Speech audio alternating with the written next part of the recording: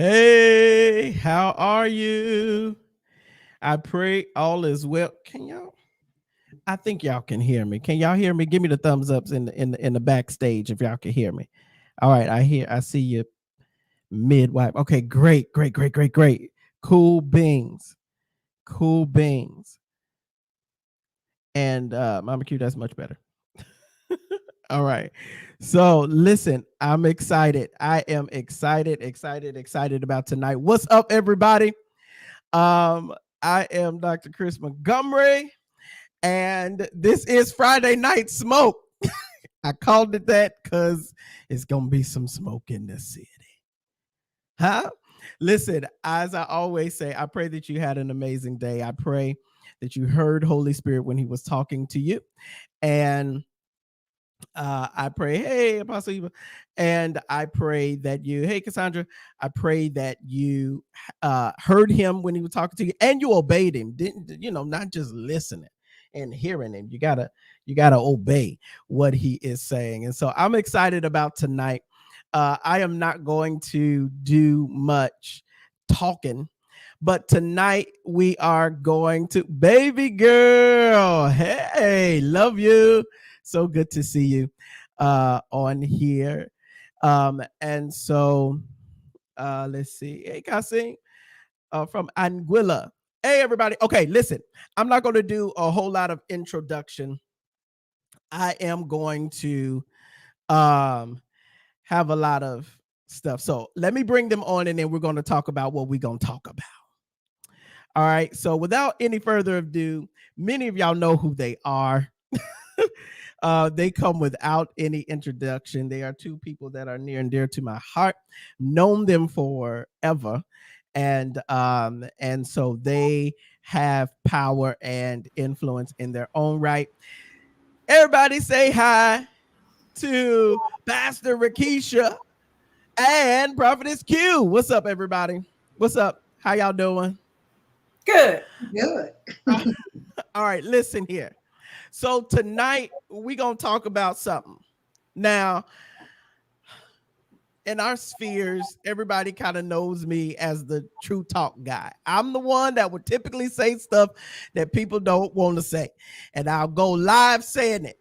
And so, Lisa Ann, hey, I love you, miss you. The counselor is in the building. Yes, you. All right, so listen.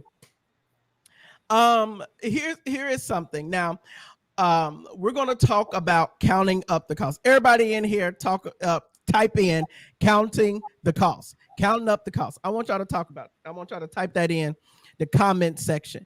And there's a lot more y'all on here that's giving me likes and hearts. So I don't know if you just came to, what did you come to this service for? Anyways, what I want you to do is hit the heart, hit the like, hit the share, do all of the things, okay, that you know you're supposed to do. I mean, Rakisha, you better type. She like, I'm here too. All right, so listen. All right, here we go. Counting the cost. One thing that we all have in common, and many of you that are on this live have in common, is that either you, one, attend conferences and events, or two, you host conferences and events. Okay. So here's the deal. We need to talk about counting up the cost, because what I have found is, from a host point of view, there are a lot of things that kind of go unaccounted for, unchecked, unrealized, especially from a visionary's point of view, right? Because we'll just see what we see in the end, but then all of the steps to get there is not necessarily something the leader is paying much attention to. But then also the registrants, right? because let's just call a spade a spade. Here we go. We shooting from the hip already. Hey, my Leah, how are you? Shantae, JP, the greatest minstrel this side of heaven. I promise you. But listen, um, here's the deal. The truth of the matter is, hey, Cynthia, everybody waving. I try to say hi to everybody, but I ain't gonna keep interrupting myself. So here we go. Calling a spade, because the truth of the matter is, so many people want to come to a conference, get filled, have the most amazing experience, and only want to pay $30. So they want to pay $30 to come to a conference and have $1,000,000 experience. Tis a problem. So we want to really keep it real, bear out a lot of things from the host and the registrant's point of view, do a whole 360 view at this whole thing, so that when we come into this, because we're coming into another season of conferencing, right? Everybody about to start doing their year-end stuff and New Year's, and then it's gonna come around spring, and we got spring into a splendor. We have other things that are going on. East is about to start doing they events, and you got Trailblazers. You have so many other great events that are going on. And so what I want us to do is really have a real true talk, breaking this stuff down so that the hosts know what to look for and the registrants understand the cost of this thing. Huh? Yes. The cost of this thing, right? Because we trying to keep it low for you. And the truth of the matter is, we end up being the ones that get hit. Cause y'all throwing a fit over $200 and don't invite nobody to come to the conference with you. But see, this is what okay. So here's here. Yes, it is. So we're gonna do this. Let me, for the saints and the ain'ts in the back that may not know who y'all are. They new to this. They new to y'all. I'm gonna let Prophetess Q go first. You can tell them who you are, where you're from, what you do, the event, the premier event that you host or events that you host. How long have you been doing event hosting, conferencing, and all of that, so that they understand that what is sitting on this live is not people who just woke up yesterday going, oh, I think I'll do an event. Okay, so let's do it. Prophetess Q, you could go first, and then the midwife will go right after Prophetess Q. Go ahead, Prophetess Q. Well, all right then. All right, here we go. I am Prophetess Q from Chicago area, member of Valley Kingdom Ministries. Most people know Shekinah Glory as the praise team and or the home of Shekinah Glory. I am the lead dance executive instructor for that ministry, but I'm nothing but a servant to that matter. And I also lead and serve in my own ministry that the Lord gave me for his glory ministry, in which we host Spring into a Splendor. It is not an annual thing. It is as the Lord called for the gathering, because he's going to speak something specific to the remnant. And we are not designed for masses. We are designed for that, the remnant. We touch the remnant so that the remnant go touch the masses, because we ain't about making mess out of his messages. I said that. Yes, I did. And we'll get into that in a minute. Yeah, I'm going to step on some toes today. I know I am, but I love God's people. And with that said, I've been doing this. I've been in ministry for well over 40 years. But in personal ministry, Shekinah Glory, as well as for his glory ministry, for almost 25 years, been hosting gatherings for nearly 20 of those years. And that's not just in a local perspective, but that is both domestic and international, as to where Chris and I, Apostle son, Dr.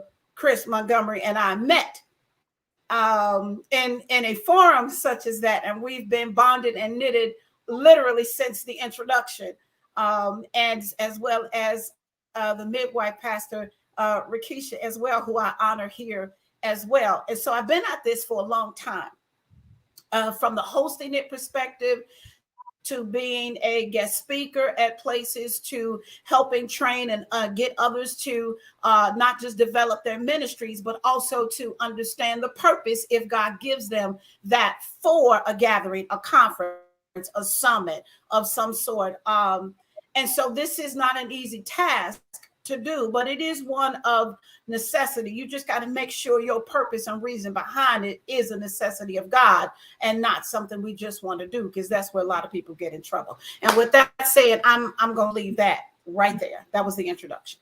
All right, wonderful. Midwife, go on ahead. Yes, Prophetess Q, love you so much and love sitting next to you at events. So I have been hosting events officially since 2003. So it's 20 years for me now. I have hosted faith-based events as well as mainstream corporate events. At this time, I am currently on payroll as an event manager. Okay. And several high-profile organizations hire me and they bring my services in to manage events at 5-star hotels. So I have been on the church side of things for a while, and I've also been in the contracting side of things at 5-star, 4-star luxury hotels. I have also hosted retreats that are international. So when you're taking people across the waters, that's a whole nother thing to consider. I have hosted events, Get Right weekend. I've hosted, and that's coming up. Also, I do the East Summit. So we go live and we do an East Summit. So that's business and writing, and that's all under that umbrella. It's one thing to host an event for yourself. It's another experience to manage an event for somebody else. It's one thing when it's your money. It's another thing when it's someone else's money and they have strict budgets and guidelines and negotiations that have to take place. So I am excited to be a part of this panel. I know that we'll bring a great variety of perspective, including sponsorships, do's, do nots, as well as what does it take for you to get money? Because people think it's that you just have to write a letter to get money for your event. It don't work that way, baby. Okay, there is a business element of this that we all have to be aware of. And also, if some of you have not hosted events, there is not a great welcoming necessarily to faith-based events. They call us Smurfs. Okay, they put us separately because a lot of us do go by faith and not finances. So they know that when they're dealing with us, they may have some challenges when it comes to getting those bills paid. Okay, so sometimes they will separate you as an event. We know we are hosted. If you are a professional event planner, people wine and dine you, baby. There's a whole world out there you might not know about. Yes, they fly you out, they pay your flights, your hotel, and they give you tours and they feed you because they want your business. So we can train about that on a whole nother time. But there is a world that caters to you that you don't have to pay for if you bring business to them that puts money in the bank, okay? But they will separate out those groups based on behaviors that we have shown and that we need to correct. So we're here to 360 this today and hope we help, and we know we will.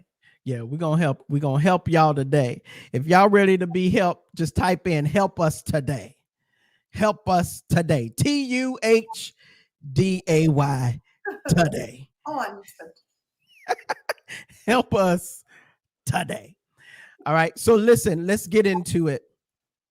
Let's get into this because event planning and event management first off, a lot of people don't understand what I just said, two separate things. Yes. They think that event planning is event management. It is not. Did y'all just hear what I said? Some of y'all need to take notes in the comment section. You hear me? Event planning is not event management. Okay? Two separate things. You need to have an event planner, and sometimes you need to outsource your event planner. There's organizations that will do it, and sometimes for the free. What they do is they get a commission off of, I'm giving y'all kind of tricks and tools here.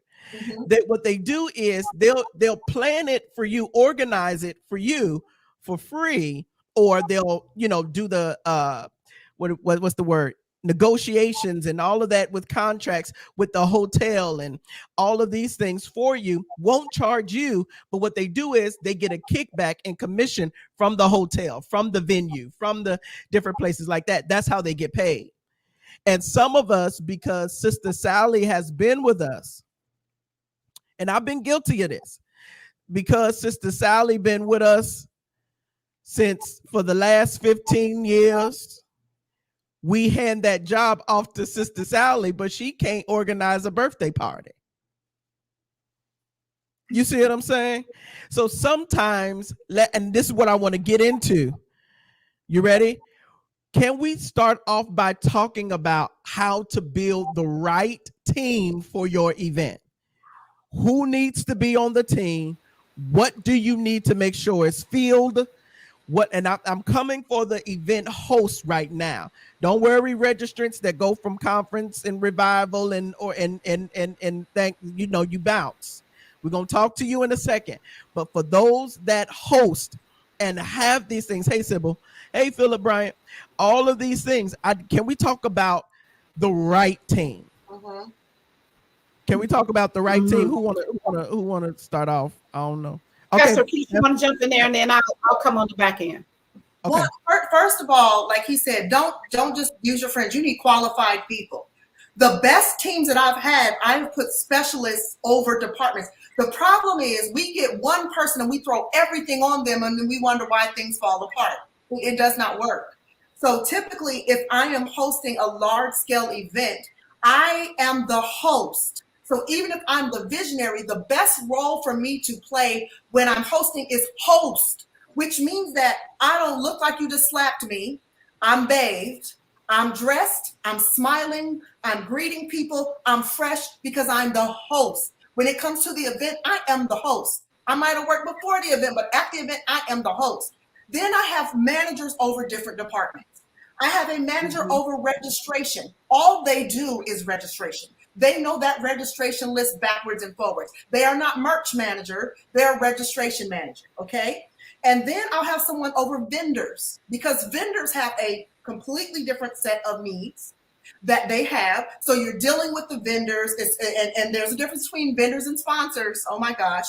But you're dealing with the vendors, and I have that person make sure that they're set up, because they're different than people who just have different types of booths who are there. I also make sure that I have a VIP liaison for my speakers. There is a concierge that I put in place who is gifted to work with high-level people. This person hands them a business card with their information and says, if there's anything you need, they put the baskets in the room. They make sure that they check my speakers in the room, and my speakers do not have to put down a credit card to get into their room. Okay. This person is that they don't, because they don't handle everybody else, and they're not armor bearing or assisting anybody else. They're just for my speakers. They run my speakers anywhere they need to go. They take my speakers to the airport. They have one person who has an extreme gift of hospitality, who handles that, for them. And then you need someone to manage the actual event. Run of show, if you want to say that. Someone who is on site, who knows, there's an issue with the sound. Someone who knows how to communicate effectively, who does not get easily ruffled, who does not cuss and scream and yell and cry. Someone who is an even temperamented person, who is able to deal with, this musician needs to load in. They know the facility. They know how to run that in and out, what times. Then I have people over transportation. There are so many different areas. The larger the event, the more expertise you may need to have in each area. Each event is not the same, but your major areas absolutely, definitely need to be covered. And then I'm covered.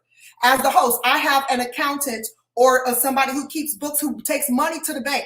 See, depending on what kind of money you have in, we don't have that money sitting around. That person, now we do a lot of swiping, but that person will do bank runs, deposits, make sure that everything is good, gives me financial numbers, accounting where we are, making sure that I'm paying out who I'm supposed to pay out, when I'm supposed to pay them out.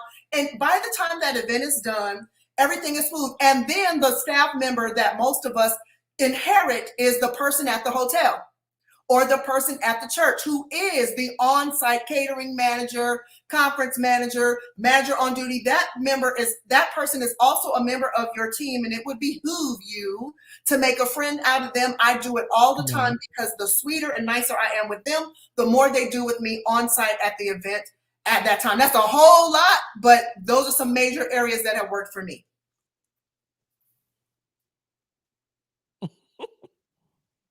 Okay, you mute. Oh wait, you got to unmute yourself. There you go. There we go. Everybody on mute. All right. I was trying to be quiet so I could take my notes at the same time. We can glean from each other. And yes, ma'am. Thank you, Lord. Hallelujah. I had to learn some of that over these years, because I had the micromanager mindset, because I'm the host. I wanted to look like me. I wanted to sound like me. I wanted to be me. So I was trying to make mini me's out of everybody, all at the same time. And you need to be careful. Pastor Keisha, you said a key word: people who are anointed, appointed, and already geared in those directions without you having to train. That is not the time where you begin to train people on site for your event, because now we have personality issues, we have people feelings hurt, and all of that. Even in ministry, if that is what we are talking about here, there is business that still must be handled. So even if it's people people in your ministry, in my case, we have to understand there is a business side to this that does not affect the ministry or the personal side. So it's not to hurt people's feelings and they go, oh, me, I want to do that. I want to do that. Not if that's not what you've done. Mm-hmm. Or opportunities to help them before they get in that place or position or take up that, responsibility. So we need to be careful about that. I love what you said, Apostle Chris. Sometimes where ministry and faith-based gets stuck is we don't want the business side that's not necessarily secular, but they're not sinful either, to help us do whatever our assignments are to do, because we tell ourselves, no, I can't use them or do that because they're not faith-based or they're not Christian. And well, how are we to affect them if all we ever deal with is us? And us's can be, issues. Sometimes. So we need to be mindful. What's your goal when you're setting, out to do this ministry assignment of conference gatherings, summits, blah, blah, blahs, all of that. I love the fact, Pastor Keisha, that you've seen it from both sides. Mm-hmm. And in doing this, beloved, and let me just go spiritual on you real quick, is if at the end is to give God glory, then you make sure on the front side, it starts off in that same way, and it's not for vanity. Because sometimes we see it and we get, oh, I want to do one. Oh, I want a conference. Oh, I want to do a gathering. And the other side of that thing will make you lose it. Your integrity. It will make you lose your character. It'll make you lose, what position and mantle and direction God has given you, because we see something and it looks glamorous without knowing there's a backside to this that's got to be in place to make it a sure foundation. So that's my take on that. As far as people particular in these positions that you even brought out, these departments, these areas that must be covered. Before you set out and put it out there, make sure you got these things covered, because once it's rolling, it's very difficult and challenging to now try to fit those pieces in as you're figuring it out. I would even suggest find someone like a Pastor Rakisha to mentor and to help you to find out, what do you need?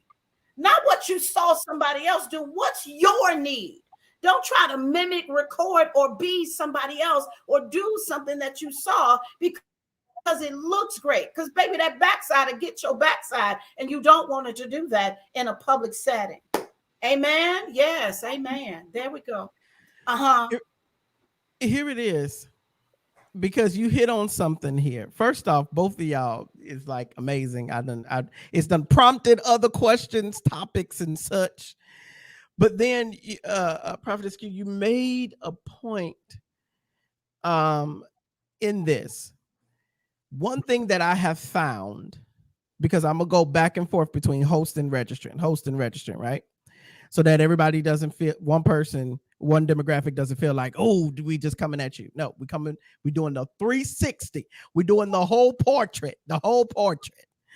Okay. So here's the deal. One thing that I have found, I have fallen victim to this, where people have done this to me, where they come and attend your event, and because they attended your event and had such a grand experience, they leave with the revelation that they can do the same event.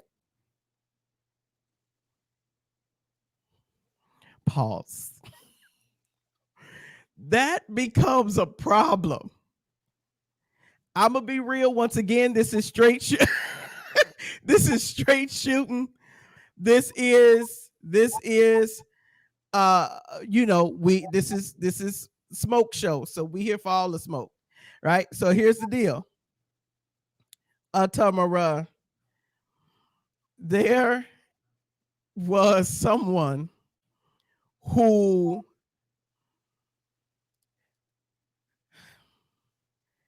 heard about what we do at Trailblazers. I'm gonna just be real.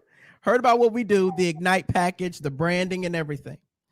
They decided that they were going to do the same thing at their conference the next year.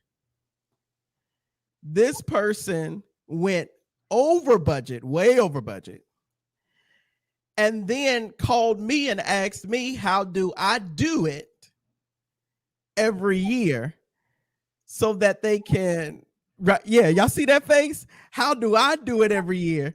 Because the Lord told them to include this in on their conference. Here's what I want to say, and then I'm gonna let y'all say on it, because both of y'all took a deep breath, and the midwife's eyebrow went up, and if y'all know the midwife, when that eyebrow raised, that means something. So here's the deal. This is what I want to say. Just because you had an amazing experience at someone's event, it does not mean that you now have the same grace to go and do what they did. Number one. Number two, sometimes what you are now feeling, you need to channel that into volunteering or serving the event that affected you, that impacted you. So instead of running and saying the Lord told you to do a conference next year, how about you turn around and say, how can I serve at this conference next year? How can I volunteer? Is there somewhere where I can serve? This is how I feel about it. And this isn't just faith-based. I'm going to tell you this. Some of the funding, thank you, Jesus. Some of the funding that I have received for conferences have not been because they just know me so well or they like what I'm doing. It was, I may have attended their thing, be it virtual or in person, and I turned around and served at the event. So then when it came time for me to do what I do, whenever I was like, yeah, I got this going and everything like that, they say, because you serve me, and this happens more in mainstream than it does in faith-based. They will give you they may not give you money, but they'll sure enough connect you with their connects. They'll network you with their people. They'll do all of that stuff. And sometimes they'll even staff your event. and say, hey, I'm gonna give you my PR person, or I'm a help. Hey, this is my graphic person. They're gonna get your branding together. All of that stuff. That's what they will do. Why? Because you turned around and served the event instead of trying to rob the event. Okay, so Rakisha, Danae, you want to go first? I still serve. Everything that I serve, I don't post either. But I serve very successful visionaries and events as a student, because there's some prices I don't have to pay if I would just sit at somebody's feet.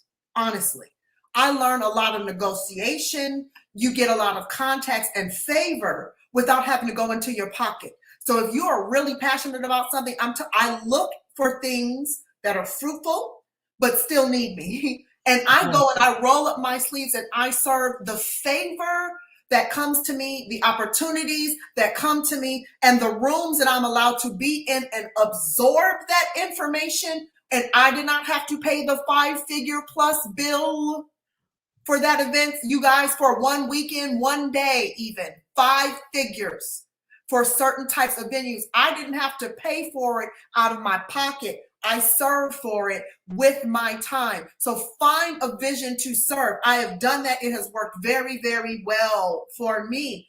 And also, before I did my first conference in 2003, I got the vision in 2000. I've been to events, but I was on the West Coast at that time. So I did not know what was going on South and East, but God gave me a vision. Do you know what I did? I wrote it down and I prayed for it for 3 years. By the time I had my first event, it was standing room only and fully funded. One, the church I was at gave me their venue. Two, people just start coming, sowing money. It was, so because I did that, the next year, I regrew out of that in year one. Another church came and guess what they did? Offered us their facilities, no charge. Because when people start to see the fruitfulness, they will give to you. And even if they do not have funds per se, some of them have access to property. And it will save you thousands of dollars to do that. And again, we had a full packed event. But let me say, I did not go without fruit. First, personal fruit. I had to build credit and credibility in the community that I was trying to speak to. And some people don't have that. They see you doing it and they have no fruit in that area. Then they will go and they'll try to do something, but you did not build enough following or fruit to even do it. And then you wonder why nobody showed up, nobody came, nobody supported, because we don't know you. And I don't mean we don't know you as a popular. We don't know enough about you to verify if you're the real deal or not. And this is in mainstream and sacred, right? We don't know you. You have not proven yourself. So a lot of these events that people are trying to copy are from people who either had enough proof or had enough marketing genius, because some people have events and they ain't the real deal, but they had enough marketing genius to make that happen. So like we talk about tonight, count the cost before you bill, but you need to know what's included on the bill. I am once again going to say, oh my God, these are nuggets you all are getting for real. But they're nuggets that can be a treasure for you in the prospect of your purpose, if this is in fact the journey God has you on. And I say that for this reason. If you are not a servant at heart to start this, that's problem number one. Number two, if you're too eager to make a move before God moves, whatever the plan is, he has given you, because some things, though it tarry, though it may need to wait a minute, though it may have a season, don't let eagerness and don't let other people push you before your time, because you will be premature in your birthing of whatever God gives you. So you got to be mindful of that. It took years to know, because unlike you, I wrote it down and then I hid it from myself, because I said I did not want to do that, because I already had a sensitivity to people You know what I mean? And rejection as a prophet. So I was in my early years dealing with that, not just knowing who I am. I wasn't concerned about acceptance. However, I was concerned about the rejection part or piece that comes to that. So I learned to serve. I learned to find those places and those spaces where if I even needed to be a shadow effect. Listen, I've been doing this for a long time, but some of us try to do things out of a false humility and Yeah. tell ourselves we're trying to serve. And the truth of the matter is we're trying to be seen, and we tell ourselves, oh, it's just little old me trying to help and do things. No, like Prophet Apostle Chris said, they come to some things. People come to events and people come to places so that they can start gathering business cards, so that they can start putting their name in people's mouths without having the character and the integrity to back those things up. You know what I'm saying? And then God's people get hurt because the marketing was well enough to draw you in, but then there was no substance, there was no meat, there was no product. There was nothing you would walk away from but a good time that would last you, what, all of 24 hours of being high on it. You go home and then there's nothing left. And I'm talking about from the host perspective, if they be truthful and honest with themselves, and from those who attend. So in your prospect of pursuing something like this, count the cost. Sit by yourself for a minute before you even start telling people what your ideas are, and making sure that it's God that's moving in your mind, in your spirit, to make those things come about and to fruition. Because people walk away, host and all, and everybody is hurt. The integrity of what you may have meant to do is now scarred because we didn't wait enough time for that thing to mature and to grow and to be developed. So sit, serve, glean, get up under somebody's watch and watch what they're doing without trying to cipher it out of them. Have a conversation with humility to at least learn and find out, for real, what's the back room to this? No, seriously, what's the back room? Can you help me? I'll serve your ministry for a year or 2 years or whatever it takes. But knowing going in, this is the goal. I hear the Lord telling me, I understand this is what God wants me to do. But if he wants you to do it in a day, be clear, even Jesus wasn't in a day. His work didn't begin in a day. So we need to be mindful there's a time and there's a season for all things. But the Lord God makes all things beautiful in its time. Wait. Find those little quirks about yourself before you even start developing teams to follow you, because they'll follow you right into a room that's got nothing but darkness, despair, chaos, and problems in it. Okay, let me stop right there. I just wanted to put that out there. Be mindful. Count the cost. Wait it out. And let the Lord, I told you, I don't do Spring into a Splendor every year. That is not the foundation of what God gave that to be. It is a remnant gathering. It is a calling, a summoning for a specific purpose that God gives direction for. And then you have to have specialists that can handle that, not just people that's on everybody's flyers. Okay. I want to jump in and say, your fantasy speaker, you cannot come with a fantasy. You have to come with a plan. And I appreciate, there is a particular group of people who hosted me years ago.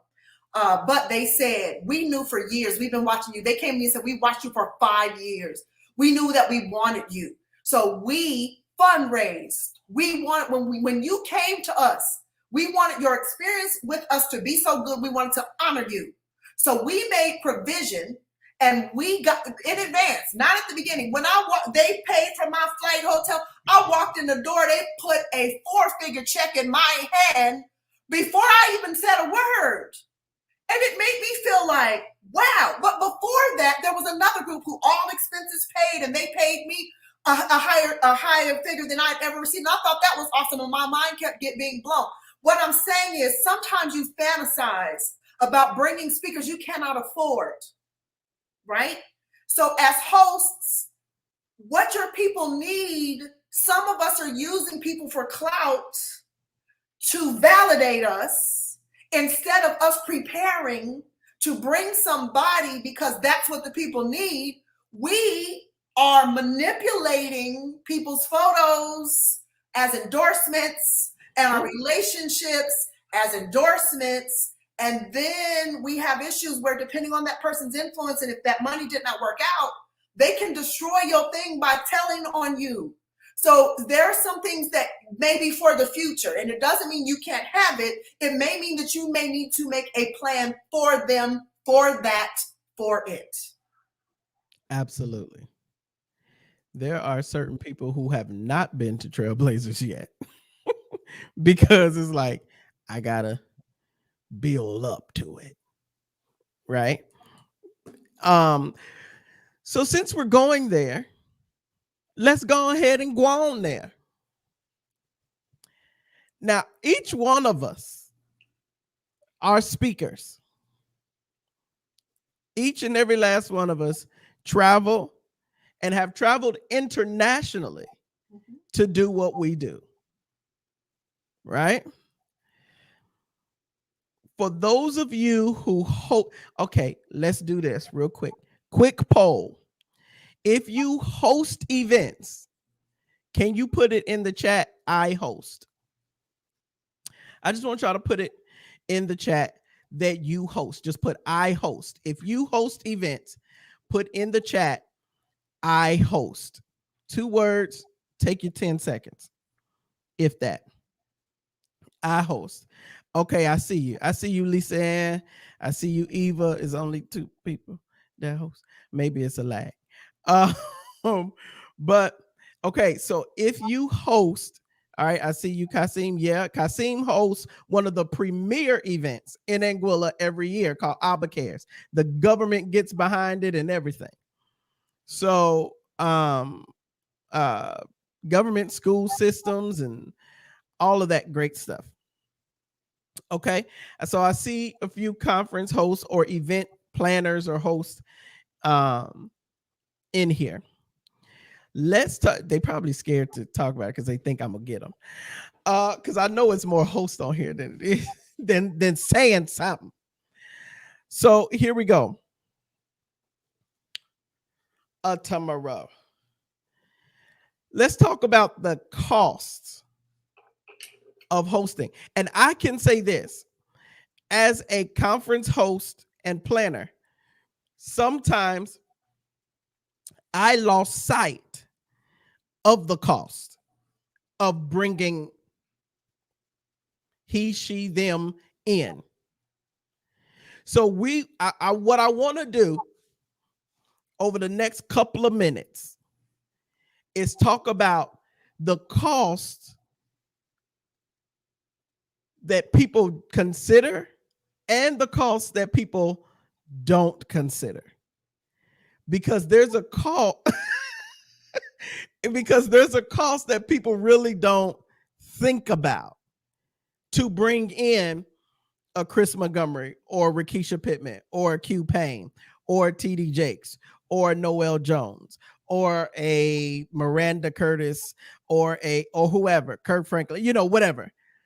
Because if you only are thinking the cost, meaning the cost that you're going, like the hotel and the flight and the food and the check you're going to give them for speaking, if you think that's the only cost to this person, you're sadly mistaken. Okay, so we're going to talk about it. I'm not going to say nothing to the end because they probably going to cover both of these costs, all of the costs, before I even say anything. So who won't go first? The cost of hosting. We're going to count the cost tonight. Who want to go first? Okay, Q. Okay. I will jump with this one first. And once again, I want to do this from the realistic perspective of, even as Pastor Keisha said, you have a fantasy about certain people. without knowing that there are categories of elevations that you want to, take, not leap, take the time and the steps that are ordered for you so that they are good. And I'm putting it nicely like that because from one perspective we call or we inquire about somebody and then they give you what it is and you go, oh, so who they think they are that they cost all of that. No, they know their value and they know their worth. That's one. Two, if you've already reached out and they reached back, it's because they felt maybe you had the potential for that. So you need to be mindful about how fast you jump, how quick you leap without knowing you got to take a step first. The first thing is step back and look at the fullness of what you're looking to make this conference or gathering experience to be, not because of somebody's name, not because of a reputation, not because of a falsehood, but because you really have sat down, get a budget planner and look at those things and plan it out for even sometimes those individual people. Do your due diligence to find out what it would take before you start deciding what it should take, because they've already maybe established. So unless they just feel like it, because that's been occasion too, they just feel led to come without all of the extras. They'll come. We had a William Murphy. He said, y'all don't have to pay for nothing. I'm coming because I feel like it's something I'm supposed to do. Those are rare. Mm-hmm. Those are rare. And it's not a bad thing. They just know their value. And sometimes because of maybe history, they just will not, compromise with what they know. So on one side, sit down and look at the individual cost of everything. And then you go in percentage over that because you will have incidentals. You will have situations. Things change. Prices change. Stuff happens that you're going to have to cover and do. So before you put your first flyer out, your save the date, your name, LLCs, know what you're getting yourself into and know the full value of what that is going to be. Because again, maybe it's that thing, but maybe it's not that time. So you got to make sure you're dealing with it from reality and not fantasy, and also not from the push and drive that our own heart can get in the way and make us leap too soon. And we calling it leap of faith. No, be realistic and rational when you're doing some of this, because from my own perspective, I had to learn. And when I mean learn is I had the big vision because I'm a creative. I had this big vision about my very first gathering, and I wanted it to be this and these people and blah, blah, blah, and all of this. But let me be clear with you all and transparent at the same time. The venue that I was using, what the cost is that they gave me for like the individual rooms, I thought it was for the room. Nope, baby, that was per person. So when it came down, when it came down to that, that's when I said, and I thank God I had a team and a staff that was like, this ain't your lane. You don't deal with numbers. You don't deal with figures. Be the visionary. Give it to us. Let us see it and we'll run with it. But that ain't your lane. Get out of it. Because I almost blew the whole thing. I almost blew up the whole thing, which would have been on our integrity. So I literally had to sit myself down and go, don't you do that no more. Don't you touch that anymore. Look at what it is. Sit that to the side. Begin to pray and ask God, how and what do you need to do with it? Maybe it's just not time. Count up the cost while you're counting the cost, because it's two different things that we're talking about. So if maybe you're not a 400 or 500 registrant type of event, maybe you are like myself. You're a remnant type gatherer. Know who you are. Mm-hmm. So you don't run out and try to get TD Jakes and you can't get 50 people registered. You don't have $50. You can't even give them their deposits. that's required. You can't even, put the host in the right hotels because you can't afford that, because some of them send you what their requirements are, because this isn't new to them. And we cannot demean it or diminish it because it's God said it, but it has to be an agreement too. There has to be an agreement with all of this. So don't jump out there. I got a whole lot better perspective now. I know my lanes. I know where they are not. I'm great at this point of writing down, putting the vision in place. And then I don't put everybody in the same room at the same time, because some people get excited by somebody else's response and they're not equipped. Mm-hmm. So I know I wasn't supposed to say all that, but there it is. No, it was good. I want to say this real quick. Jump in here and I'm going to hand it off to the midwife here. Here it is. She mentioned like William Murphy told her, told him, don't worry about it. I'm coming on my own down. Okay, so here it is. You ready? Here we go. My relationship is not your relationship. I don't care if you my armor bearer. I don't care if you the executive director. I don't care if you my conference manager, planner. I don't even care if you my financier. My relationship is not your relationship. So it is a disrespectful thing to say, remember me? I was armor bearing Apostle Chris. I would love to have you come to my conference. Can you come? Whoa.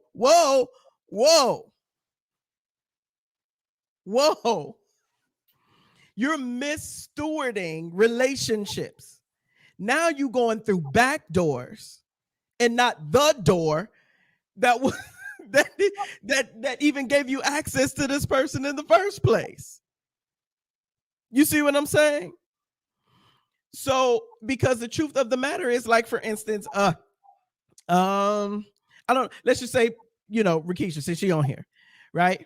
If somebody, because y'all might not know this as assistants or congregants or registrants. What happens is, when y'all call them, when you call a Prophetess Q or Rakisha and say, oh, I was serving AC, or I was at the conference and I will, guess what they do? They pick up the phone and be like, who this, Harpo? And you don't, and then you wonder why your leader done put distance between you and them, because what you done exposed you. You see what I'm saying? Yes. And so absolutely, that's good. Prophetess Sade Martin. That's the thing.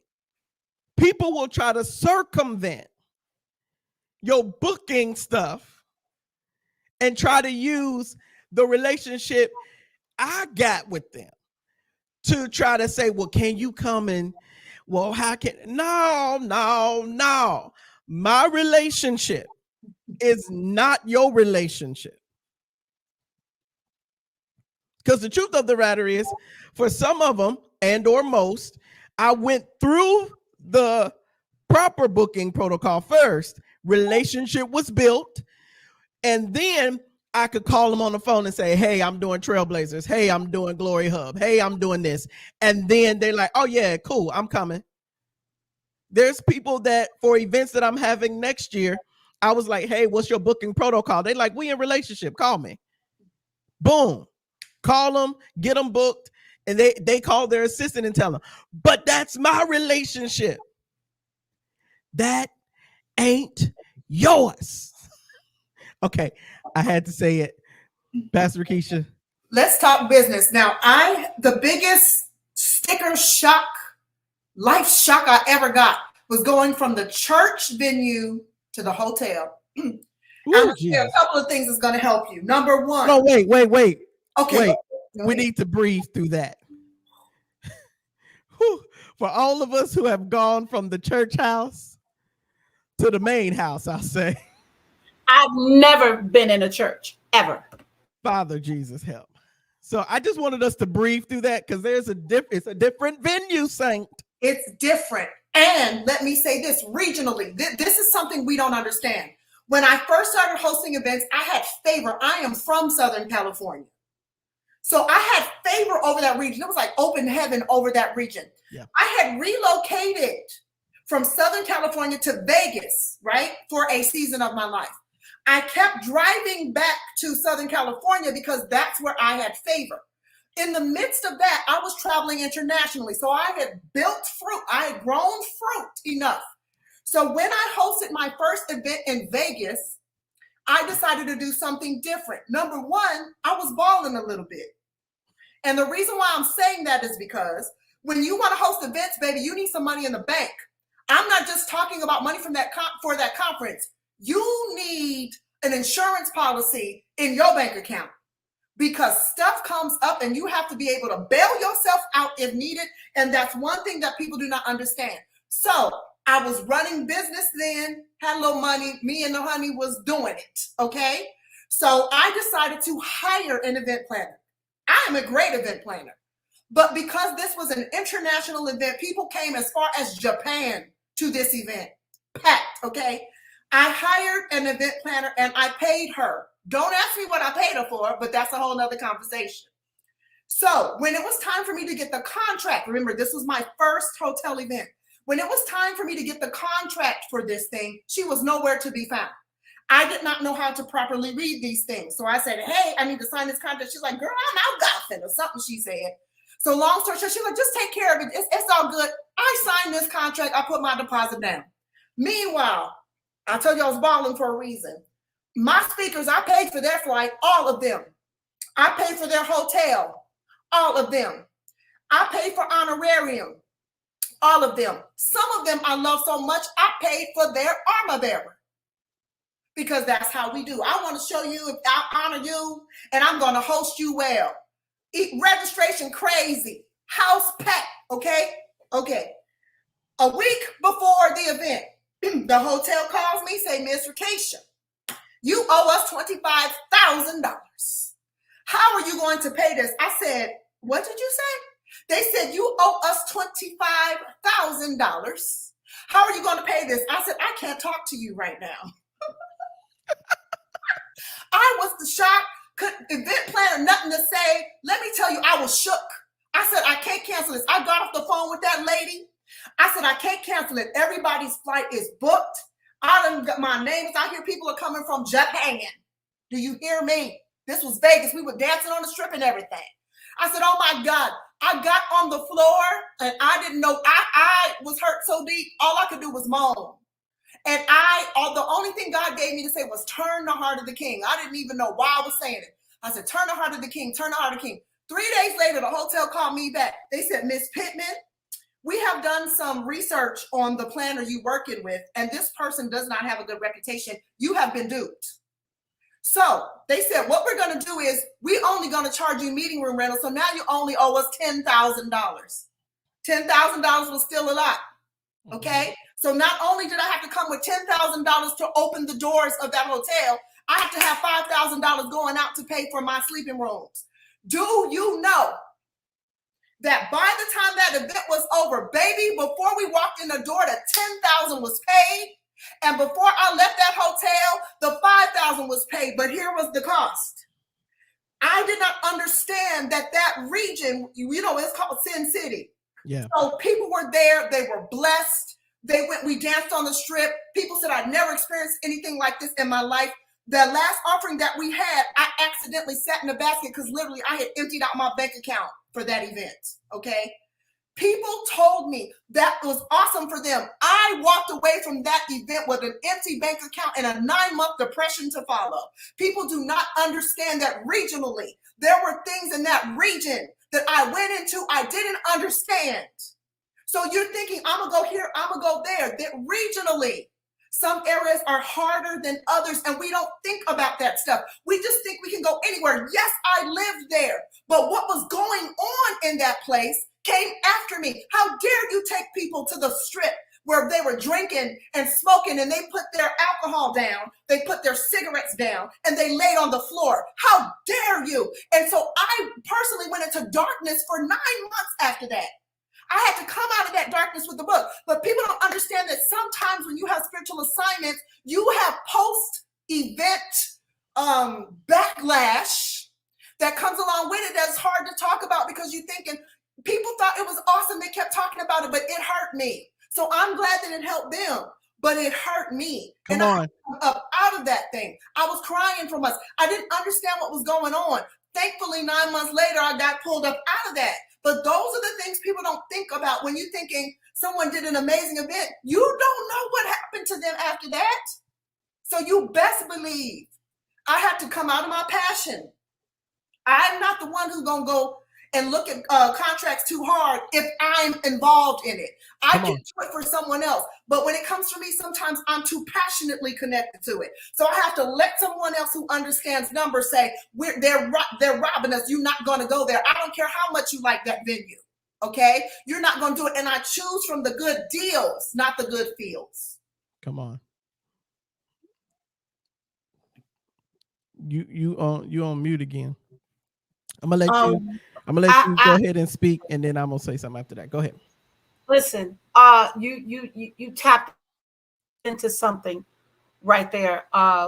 For me, is the part that people don't think about is we get into the fields, but when you start to do things that are getting ready to affect people's lives, there's a different level of attack that comes on. There's a different thing that is happening to you personally, individually, as not just the host, but the carrier for all of this. You said your name, was on the line, not because of your individual name, but because of the character of integrity that you had already developed. And that was what, the enemy was going to use against you in your own head, in your own mind, in your own spirit. And that's where those other things come in, like depression.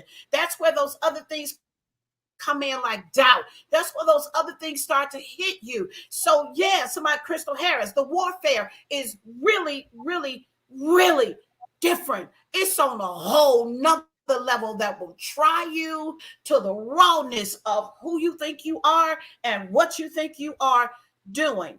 I planned, and I'm going to be honest again and transparent, this last spring into its splendor, I dealt with depression, most of it, while I was warring for people, while I was going through. But see, I'm the host. I got to have it together. I got to keep it together. I got to make sure, the ones that forgot to call the administrator call you directly because they have relationship, with you. And so they're telling you what their story is, why they can't take care of the payment or the situation. But you on the line with the hotel, you are on the line with everything else that you have put together here for everybody's experience, because that's what the Lord gave you. So you're sitting out here you're not on the limb. There ain't no limb left. You just floating on the tip of the thing, and it's about to release you into the deep of the water, and you don't have no gear on. You just out there because the passion of what you do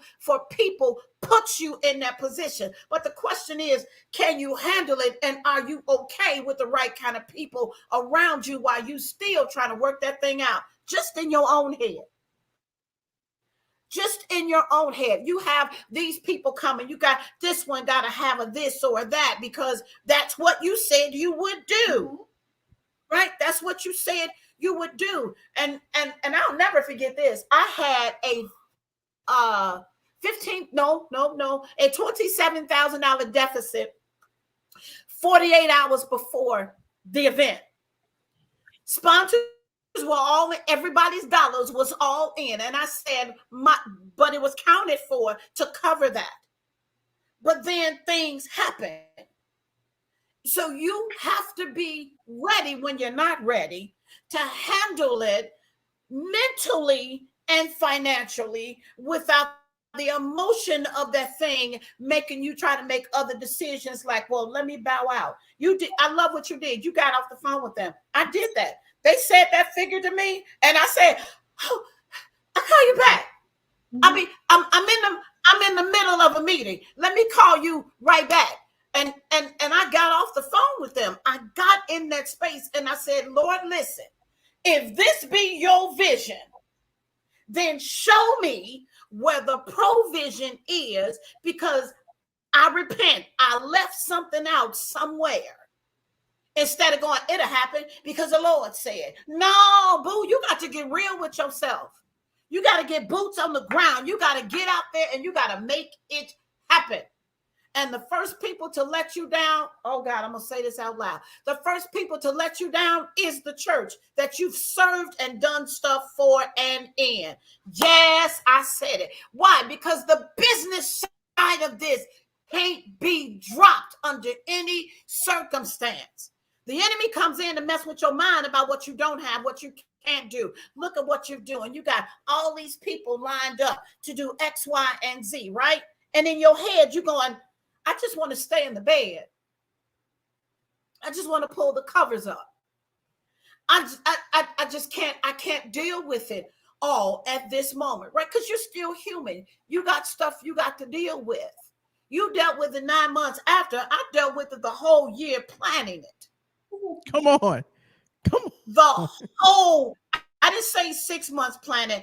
I take an entire year in planning, because that's just how the Lord was speaking it. And that's just the foundation by which he gives it. He tells me, you're going to plan this for an entire year. I'm going to deal with you before I let you handle my people.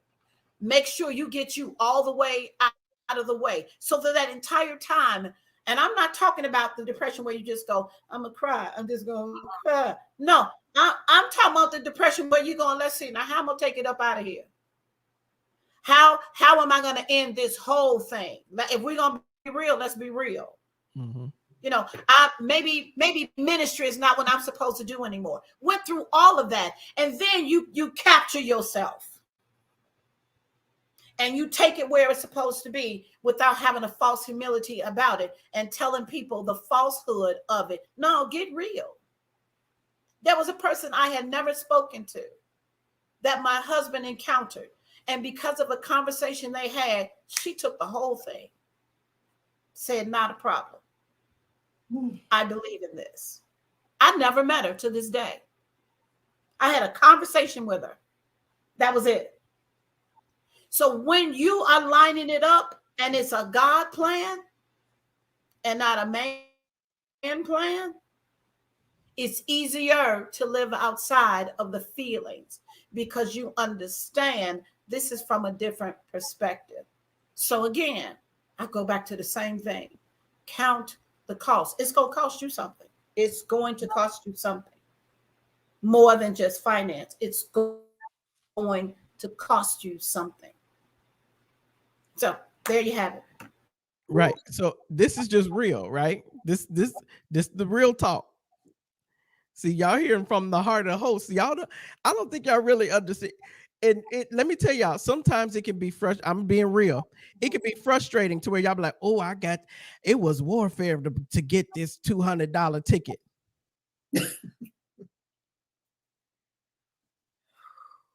And I got 20, 40, 50, 60, 80, $100,000 that I gotta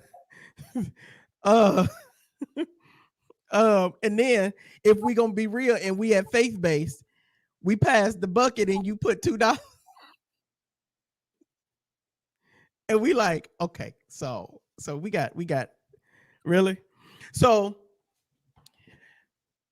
when we're talking about hosting and the cost of bringing someone in, yes, you've got flights, hotels, mm-hmm. the food. I'm in relationship with people to where they like, yeah, I don't mind flying in. I'll fly myself there. Or I got my own hotel. Or I've had people be like, you ain't got to fly me in, I'll drive in. All of these things. Okay, whatever. Once again, my relationship ain't your relationship. So just because sis might be like, I got you, bro. Don't worry about me. I'm good. I'll be there. Just let me know when I got to be there. You know, that type of thing. Just because she tell me that don't mean she going to tell you that. Okay. Let's just be real. That's that. But then when it comes to counting up the cost of this the host, or I'm sorry, not the host, but the person that you're bringing in, right? So now you've got hotel, you've got flight, car, gas, whatever.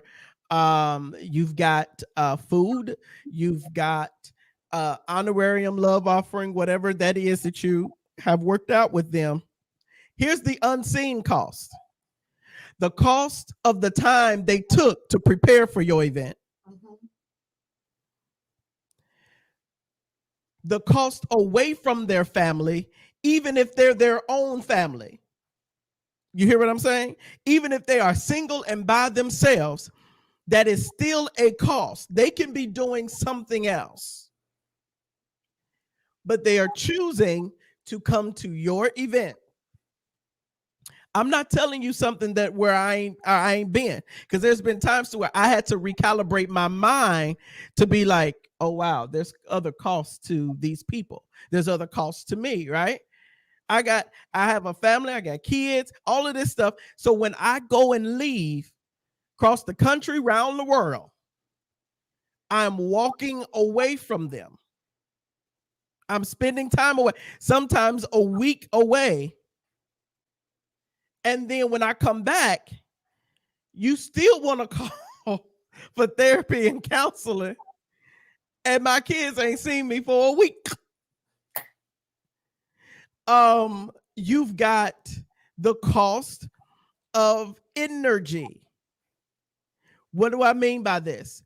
Meaning you want this person alert, awake, all of this stuff, but they're paying, like your conference is taking a toll on their body. And so, or your event is. And so, like for instance, and Pastor Akeisha, my Prophetess Q, both of them have been to one of my events before, spoken at. One of the things now, Rakisha has been doing it pretty much since we've been doing our biggest event, Trailblazers. Here's the deal. One thing that the teachers would say is, you work us like Hebrew slaves. Like not only would they do one-on-ones, but they would do, and this is when I had simultaneous breakouts. They would do 2 and 3 breakout sessions a day. But then I would expect them to be alert for morning service and alert for evening service. And we go hard at Trailblazers. Right? And so they on the front row trying to keep up face, but they like, I'm about to act like the Holy Ghost has come upon me. Bring me one of them little blankets, because I'm about to take me a nap on this floor. Right? It's just the real. Hey, sis, how are you, Felicia? And so, watch this. It's the cost on their body. Right? And so, when they said, you working us like Hebrew slaves, I'm like, okay, let me sit back. Here's the key. Listen to the people who come and serve your conference. When they start saying stuff like, woo, I'm tired. Woo, you worked me hard for this conference. And you know you probably did not honor that, or you did not give them the honorarium that they wanted or whatever. Or not necessarily that they wanted, but it wasn't commiserate with the work that you know you put them through. Then you better listen to that, especially if you're going to bring them back again. So I reorganize even how we do Trailblazers to where each one of them only got to do one thing. And some panels, they teach one class, do a panel, the whole conference. So if people pull you off to the side and everything, you at least got the energy to talk to somebody. But you've got to be able to think and recalibrate and redo all of these stuff. Okay, so y'all getting all of these costs. I hope y'all getting all of these costs. Okay, and here's a secret that many of y'all probably don't pay attention to. When that speaker goes back home, 9 times out of 10, they don't immediately go back to work if they have a 9 to 5. So you have to think this person didn't just take off for the days that they were with me. They probably added a few to rest because they know they're going to give out a lot and they want to rest to get when they get back home. Is this making sense? Can I say something? Yes, please. Let me be honest. Unless it's a retreat, some of these events are too long. Ooh-wee. That's just real, where unless we go into the island, we don't need to be gone that many days. Y'all need to narrow the focus, because I got rebuked. One time I came back home and my significant other said, you don't leave out the house and come back with that. I could have gave you X, Y, Z if you was going to be gone that many days. I was like, whoop. But I had to listen to that feedback and say, you have a point. You know what I'm saying? I'm gone. I'm inaccessible for days. And then I'm tired. So by the time I've gone through all that flying, I come home, I'm in the bed, recovering from all that I've poured out. So sometimes you have to remember that people have relationships, children, commitments. And so it's good to have like 2 or 2.5 powerhouse days and to kind of go for a full week and some do, and then you need a vacation from the conference. Listen, that's so true. And let me tell y'all, I just did, Rakesh will tell you, what I did was at this church, I said, this is the last time y'all gonna see trailblazers like this. It's gonna be shorter and we splitting it. So it's gonna be, one for the creatives and the prophetic and the supernatural folk. Then it's going to be one for the business people and the entrepreneurs. And then we'll have the global gathering once every 3 years where everybody come together and we can hang out for about 4-5 days. All right, we do that. But that's once every 3 years. But these other two, you're going to get a good 2.5. Strong, you better come in strong because that's all you got, 2.5 days.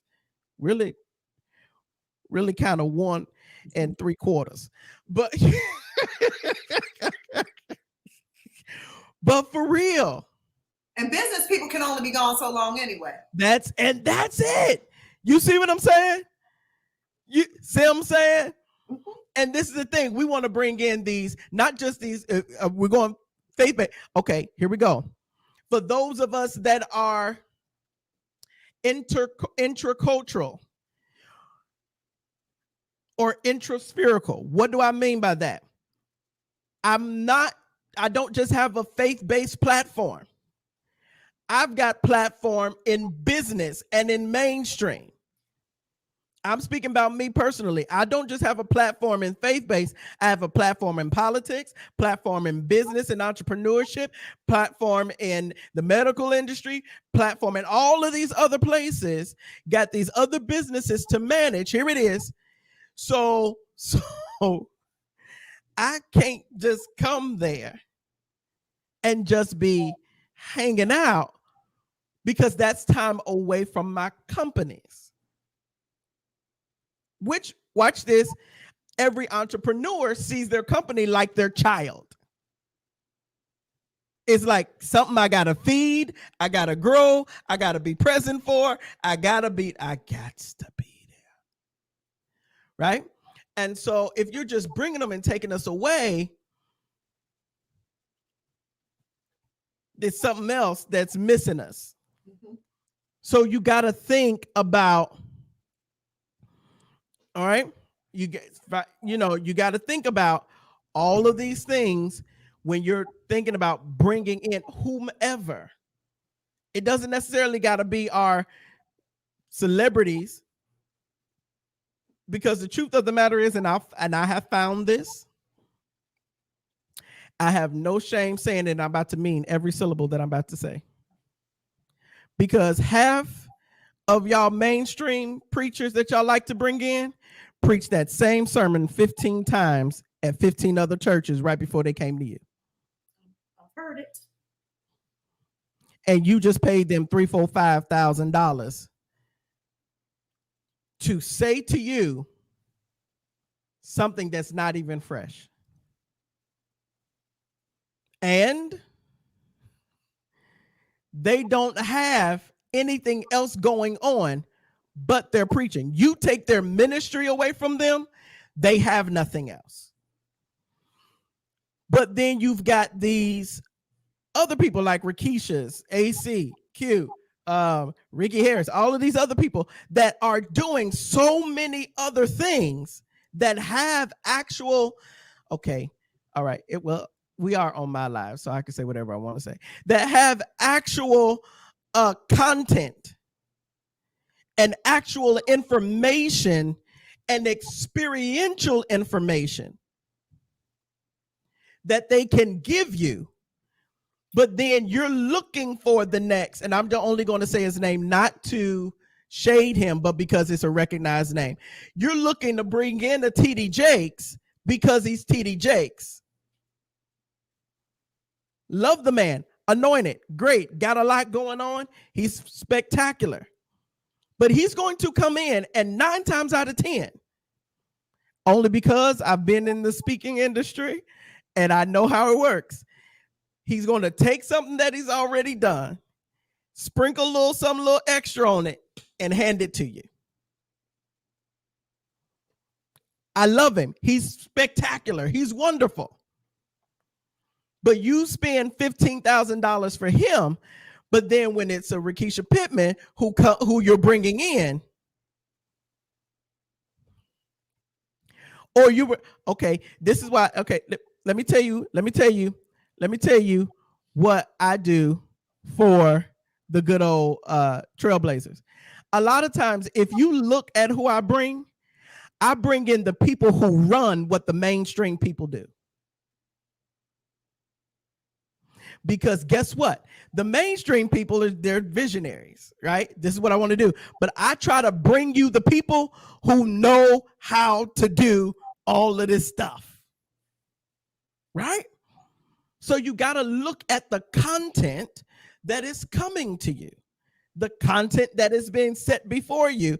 Let me hit this so that I can pass the mic. You ready? Oh boy. We still on my live, so I can just say whatever I want to say. Here it is.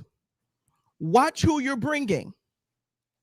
If the people don't have the content requisite to impact the life, and this is both in faith-based and in mainstream, if they don't have the content requisite to impact the lives, but they're just your friend, do not bring them. That is only injuring your brand. Did you hear what I said to you? It is only going to injure your brand. Right? And so I get it. You want to bring names that draw. You want to bring all of that. I get it. But if they not drawing, if they ain't bringing in nothing, don't bring them. Go ahead. Y'all know me too. If y'all know that I tell the TROOF, right?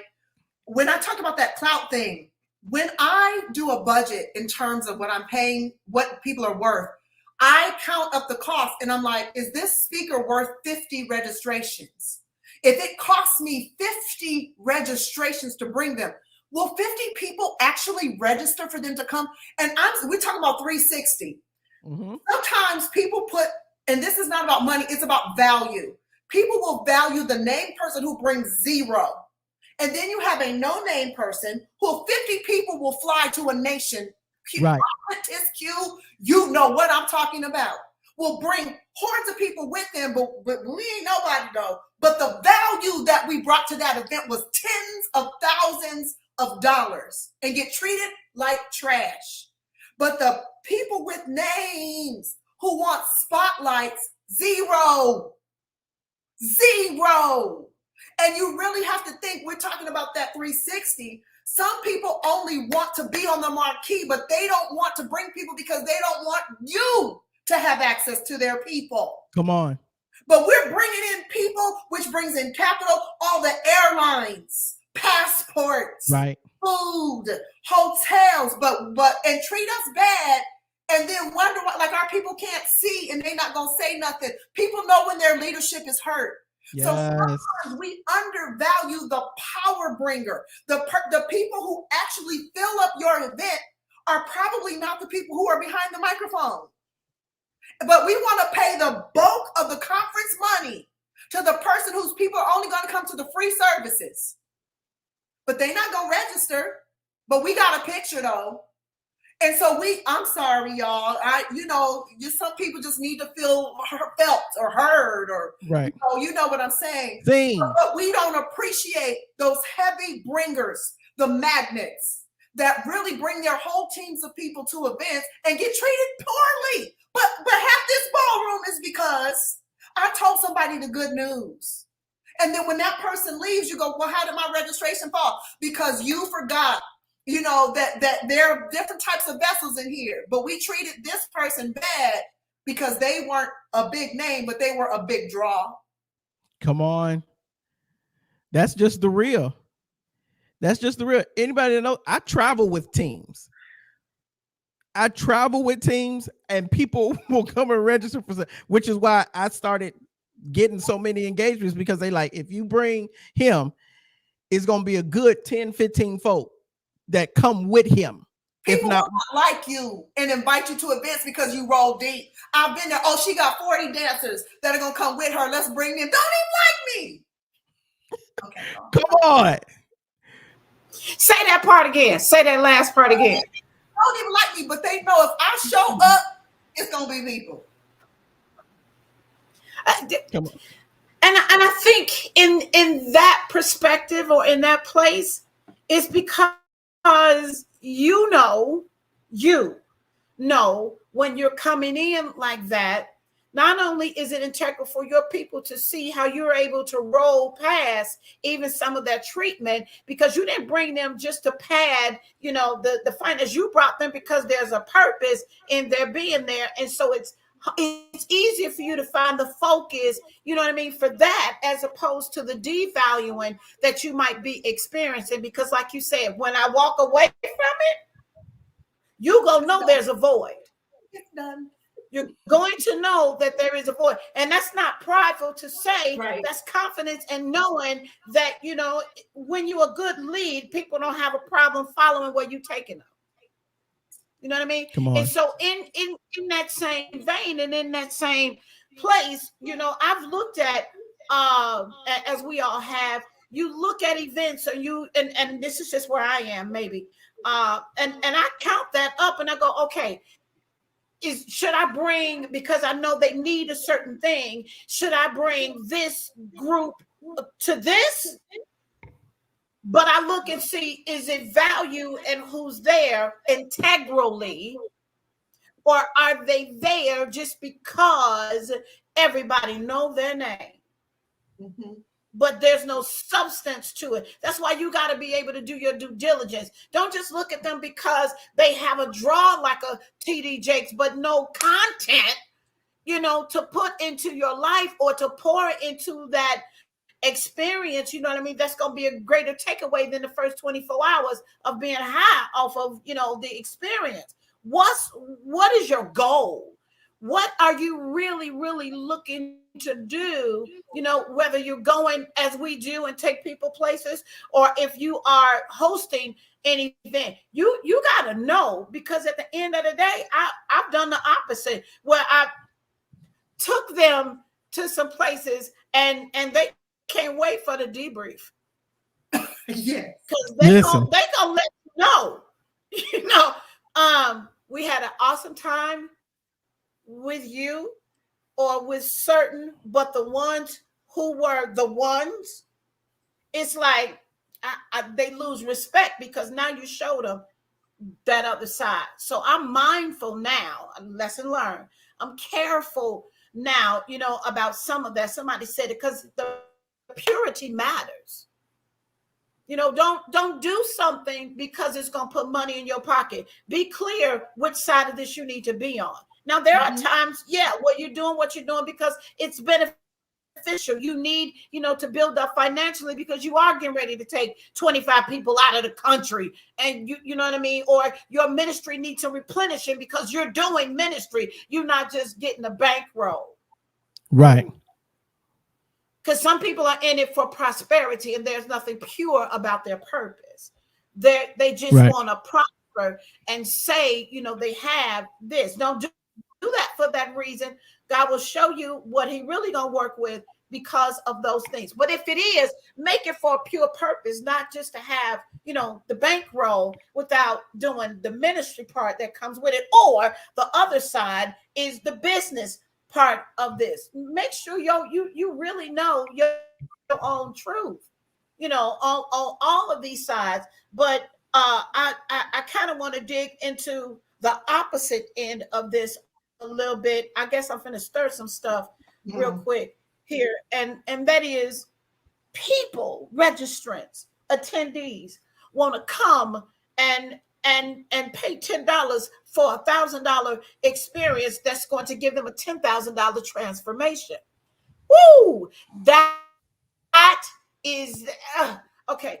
I said that part because we've all hosted, things, and we talked about the cost of it.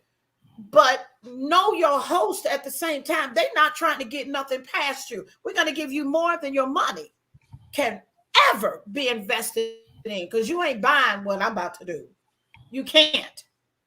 It's given by the Holy Ghost, but at the same time, I deal with real stuff. I just said I don't deal with churches. I deal with hotels. I deal with conference centers and stuff like that. So the cost is different than a church. You know what I mean? Everything is hosted there. So it's a bigger cost because you got to bring everything in, or everything is inclusive. So the cost changes. So therefore, the value of what the registrant or attendee, including all of your speakers and stuff that you budgeted in, there's a different cost for that, especially like you've done, Apostle Youth. We've done inclusive things where you're not just coming, I'm feeding you. Mm-hmm. Not only am I feeding you spiritually, I'm feeding you naturally. And in some cases, you are feeding the mind of those individuals to even see themselves different by who you're bringing in to pour into them. As you just said, you deal with it from the spiritual side, you deal with it from the entrepreneurial side, you deal with it from the medical side, you deal with it from the business side. And when we're putting these things together, people really need to kind of understand this from a different value. When you go to certain things, you pay whatever that cost is, right? But you want a bargain basement this, but you about to get value. Like it's going to change your life. It is going to be an encounter, but you want to pay $10 for it. So I just wanted to open that up a little bit to talk about it, because the value of what we're putting as an investment seed into attending the event, your hotels and registrations and all of that, is way bigger than that financially as well. I know we done talked about all that other side, but it's a huge cost. We're talking in a lot of our understanding, it's 6 figures, period. Mm-hmm. That you are responsible for covering because you own a contract. They got a registration, but you own a contract. And you're bringing all of those things into that space to give them the absolute best according to the vision God gives you, so that it's quality, you know what I mean, and excellent.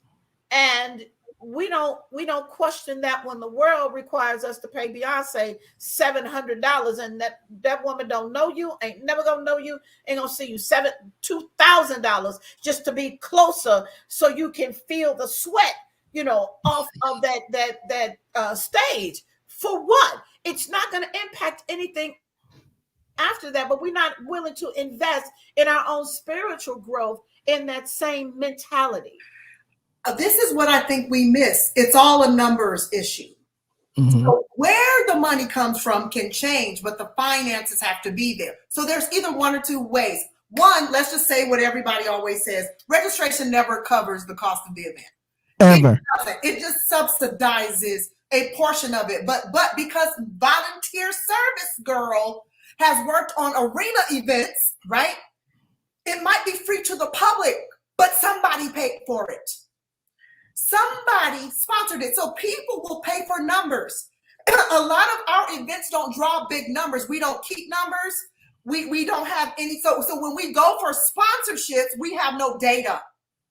And that's where we miss it. The reason why Essence and International or Leaders Conference, all of this, because the numbers, they keep data that justifies them going to Pepsi, Coke, whoever, to get them to pay for things to reduce the cost. So you may pay $300 or $97, but just best believe it only covered your seat because somebody else paid because your eyeballs and your hands and your wallets are in the place and they have enough numbers. I used to hear this all the time. When companies call to see if they're going to sponsor either monetarily or in kind, they want numbers. Yes. So we have to be better about our numbers. So if you're getting 5,000 people into an arena or a place, you should have data. You got to collect it. If you're going to get somebody to cover, want to be on that stage, want to put their brand up there, something, they are not going to just spot. Some people will give because the Lord leads them.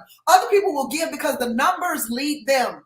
Yes. We have to remember that part. We miss it. So we don't count how many people were at lunch. We don't count the VIP. We say VIP, but it's not VIP. Listen, I paid thousands of dollars just for a registration ticket, not including hotel, airfare, all of that, just for a ticket because it qualified the room, which meant that the people I was sitting next to had the same ability. So there was opportunity and ability in that room. So I paid the cost to get there. It was a different level of thinkers, right? But some of us will only pay $99, $200, and that's as far as we think. This is not putting down anybody's pockets. It's saying that until you get out of those types of circles and make a sacrifice, some things will not change in your mind. And some things will not change in your heart, and they will not change in your experience. I pay first class on purpose because sometimes I need to remember you can be in the same place and have a totally different experience. Yes. And the person I'm sitting next to may have something, they have a different level of access that I may be able to glean from or learn from. So sometimes you do pay for the experience that's different. So we got to keep better numbers. We got to be better bookkeepers of what we're doing. If we expect anybody to sew into it, stop thinking they should give you money just because you asked for it. Anyway. So here's the deal, talking about that, because I'll tell you this. I've heard many people, like they'll see Trailblazers because that's our premier event that we do every year, Trailblazers. And so they'll be like, ooh, it's $150. Ooh, it's $300. And that's late registration. It's $300. Ooh, I don't think I could come. I don't know if I want to come to that. Or I don't know if I can afford that. Or why? This is what gets me. Why is it so much? This is the segment of this show where I would like for us to help you understand why it is what it is. Just get ready for this. Take a deep breath. And I want you to type in, it is what it is. It is what it is. And this isn't just faith-based. This is also faith-based and mainstream. Okay. I want to help you understand this. And I'm just going to do just some real true stuff. Hey, big bro. I already know I know he probably burning. Okay. I see y'all. It is what it is. Here we go. I'm going to help you. Okay.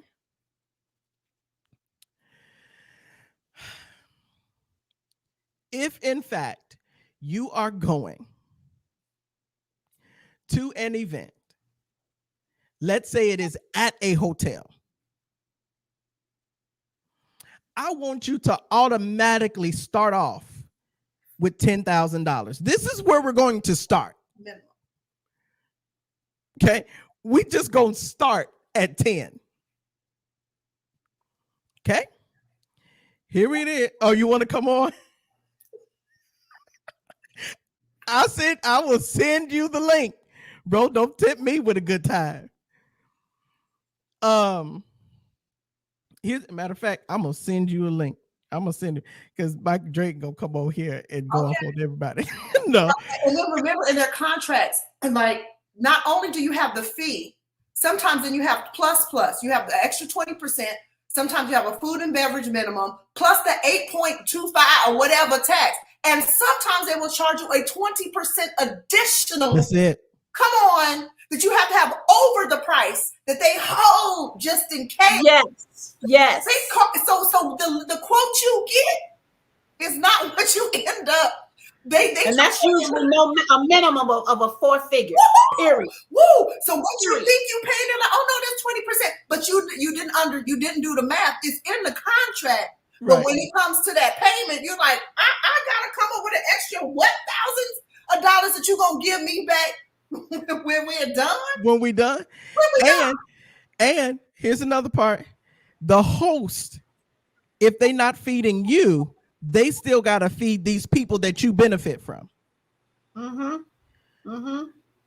They had to fly them in most of the time, or reimburse their gas, or whatever. Okay. Then, so every time you see a flyer, I want you to count by 3s at least for every person on that flyer. So if you see 10 folk on that flyer, go 3, 6, 9, 12. Okay, I want you to do that. That's just like a Frontier airline flight. Okay. Okay. Let me be real. Here we go. Then they have to now the $10,000 was for the space. Right. They have to sleep somewhere. So take that.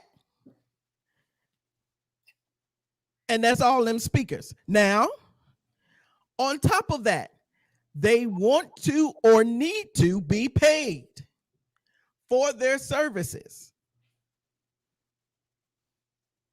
Anywhere, depending on who they are, $300 up to, I think the most I've ever seen was $10,000. I've never brought anybody for $10,000, but $10,000 is what has been the most that has been quoted to me before.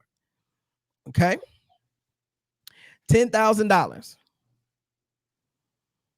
Okay, now on top of it, you don't want to just come to a conference and then just be there. You want badges and bags and goodies and gifts, and you want all of this. You want all of the trinkets and a t-shirt to boot. A t-shirt, please. Okay? You want all of this stuff so that you can take it home. You want the branding to be right. You want the branding, bro. I sent you the link in your text message. You want the branding to be right, and the hosts want the branding to be right and the imaging to be right, so that you don't go and talk about them and be like, that was a ranky-dank conference, because that's going to hurt them the next year. So watch this. Now, I ain't even got to what you heard yet. Because the sound system alone, if you don't own your own, and the truth of the matter is, some hotels, especially the nicer ones, say you can't even bring your own people in. You have to use our house people. And guess what? They won't. You can start off with another 10. Union cost. Right. And depending on the region, you got union costs, which means that every time they flip a switch, you pay them. Every time they move a chair, you pay them. Every time they move a podium, you pay them. Every time they move that little dial to make it, you pay them.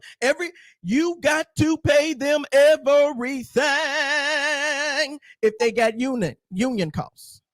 And another thing, if you faith-based and y'all just love the word, let's use Trailblazers, y'all love the band, they got to be paid.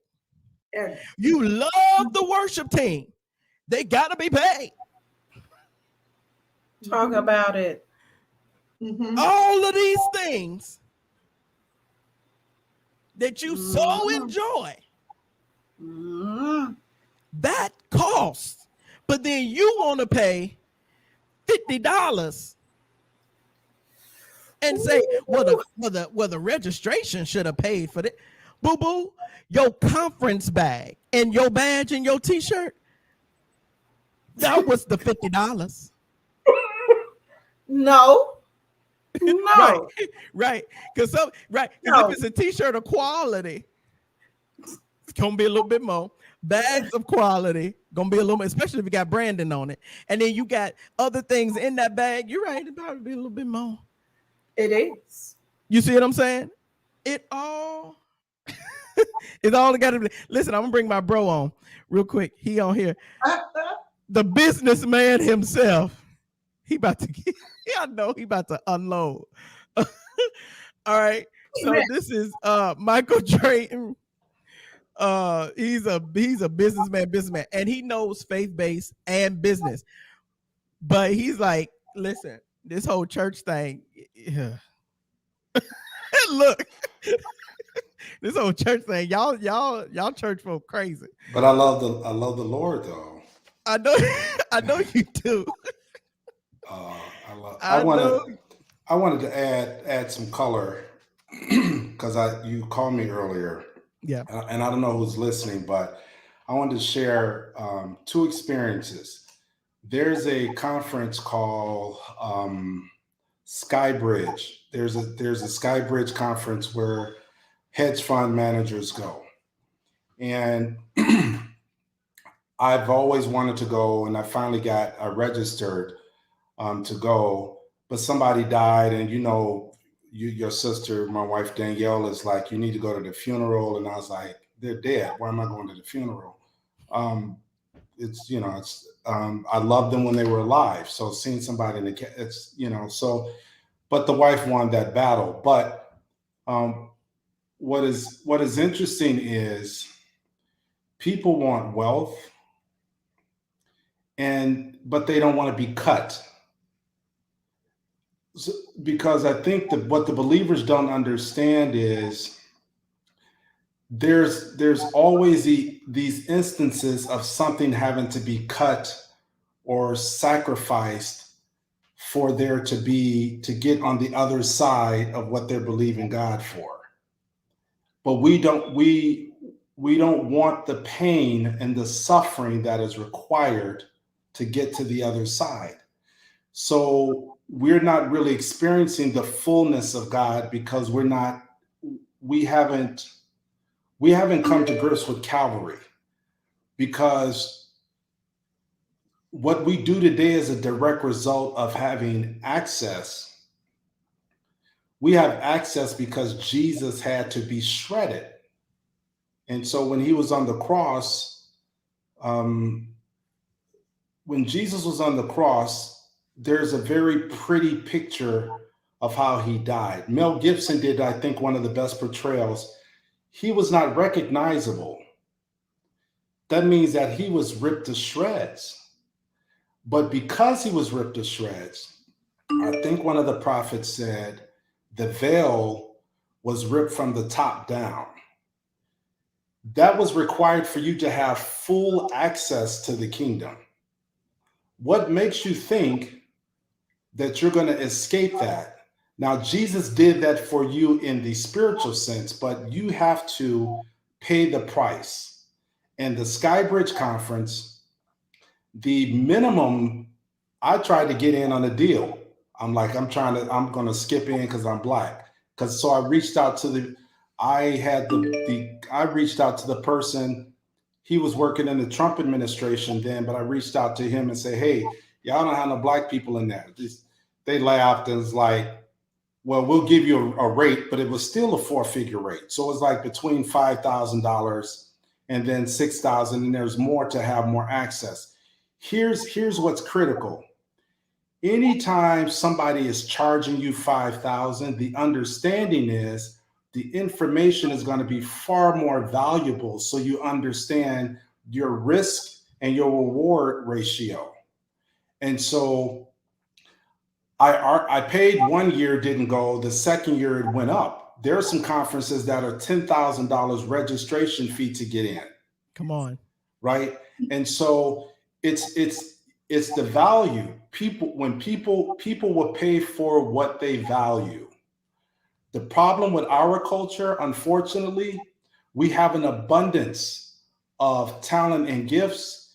And in the law of supply and demand, when there is a great deal of supply, right, and the demand is not what it needs to be, we call that a sale. And so they perceive everything should be free. I'm working on a manuscript right now called The $1 Million Worshiper. And it's dealing with the mindset around creativity and how we devalue those that lead worship, put on conferences, but we will value the other culture's thing and we will pay for that. Right. And so the second thing I wanted to share is something called, you can look this up, but there's a club, it's a private club. You guys, if you knew this, if you know this club I'm about to tell you, I would be shocked because most people don't know, but I'll tell it to you because a lot of people watching this, but not everybody. Anyway, it's a club called Tiger 21. And Tiger 21 has a minimum net worth of 10 million to enter. So the question was, I inquired, I'm like, I want to be a member. Guy said, you're worth 10 million. I'm like, well, eventually, but not now. He says, well, you can't have membership. I said, why? The guy, what was interesting was I had the courage to ask and the boldness to not be afraid of rejection because I'm after the information. I don't care about all that other stuff. I want to know what y'all talking about. And so what happened was, Chris and ladies, I said to him, I don't have that, but I will have that. And you guys are setting up an office in Chicago and I want to be a part. He says, tell you what, give me 24 hours. He comes back and says, we can't let you in, but we will give you all of the information that is discussed in the meetings, which is what I wanted in the first place. And here's the value proposition. I asked him, why is the minimum amount 10 million? He said, you'd be interested to find out that there are people with $10 million and they're still not comfortable.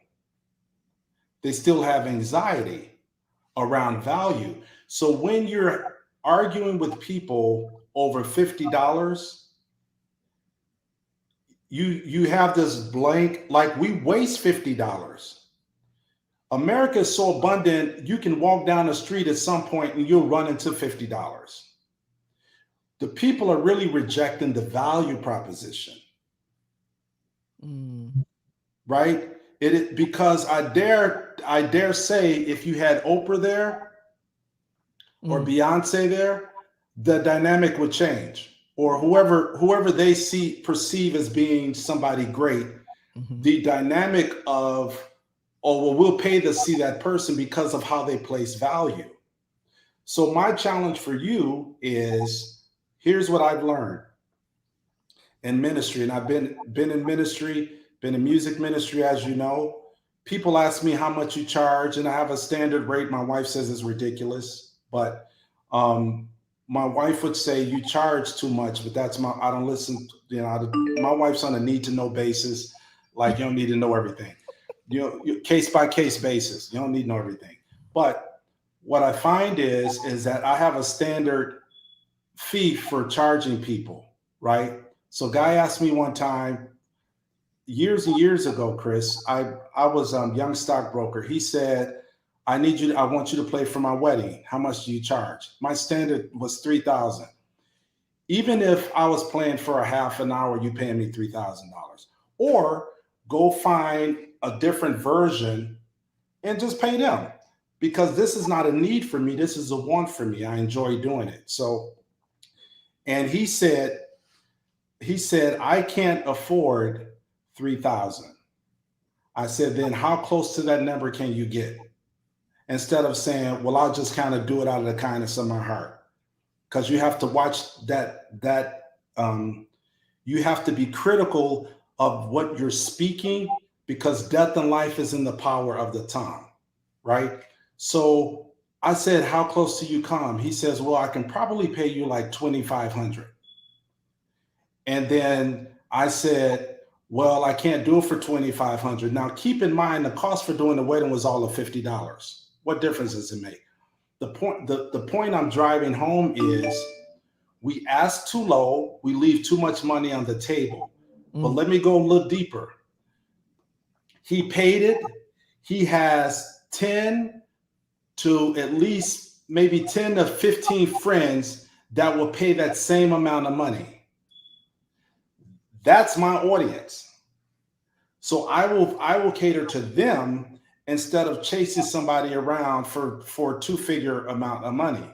And people say, well, they used to say you're arrogant. And I say, you can label me all you want to, because that is not my concern. Plus, I was, being young and living through trauma, so I wasn't even my full self anyway. So, right. But the point I'm making is, God has a specific crowd, a group of people that he's designed for what you have, and will pay you what you asked for. And it will be easy for them to release that into what you're doing. We get comfortable being around the same people because they make us feel secure. When they are not contributing to your growth, and they're clearly not contributing to you being kingdom. We are not supposed to be in a position of struggle, because struggle is a part of the curse. That's what sweat is. This is why dancers, I think it was David, and you all are Bible scholars, but David danced in, I think it was linen, right? Mm-hmm. And linen is made from a tree, flax tree. Why was David dancing in linen? Because linen is designed to pull sweat away from the body. And a king cannot sweat, because the sweat, based upon the curse in Genesis, you're laboring the wrong way because you're in the wrong body of water, as it were. So what I used to tell when I was on a panel of talking to single women, they're like, it's no good men. I'm like, well, that's because you're in a pond of water versus a sea. In a sea, there are far more fish than there would be in a pond. That's good. You're searching too low, and you're not expanding broad enough. Do you know that the markets for gospel music that's growing the most is in Scandinavia? So gospel artists are here starving in the US, where there's people starving. Now, they're agnostic, and most of them don't believe, but they look at it as an art form. Mm-hmm. But in Norway and in Sweden, I know I just got a royalty check because I just heard my song in Ukraine also, a song that I composed. And we get royalties from that. And when you look at this sheet from BMI, you're like, where's the song playing? Go look in Norway, Sweden, Scandinavia. They have schools of gospel music. So you got the gospel artists here starving, when if you go to another country, the people are starving for the gospel artists. Does that make sense? And so when we talk about putting on a conference, it's people need to value what is being presented, but they become very comfortable. They're comfortable, and the other word is common. So Apostle Chris is common. And so we look at the Apostle Chris and we see him as his, because people make judgments based, share this last thing and I'm gonna go and do my Friday night ritual. Y'all don't even know what that is. But and Chris, this is the house that I bought that we're still working through. when you come to town. But people judge people in leadership based upon how they look, how their family look, and they assign a value. If I had one of my expensive watches on, nobody knew, whatever, but people judge all of these things and they assign value to it. Mm-hmm. And so while we want to be spiritual about that, you can't divorce the human nature of people when it comes to engaging in conferences. And so I in listening to the conversation, I just kind of wanted to add that and didn't want to take up any more time. But I think I just really wanted to share that, man, about our value systems. Yeah. Paying for things and getting information is incredible. Like would you pay $1,000 if somebody told you about Amazon stock before? Yeah, why wouldn't you pay that? Because there's value to that.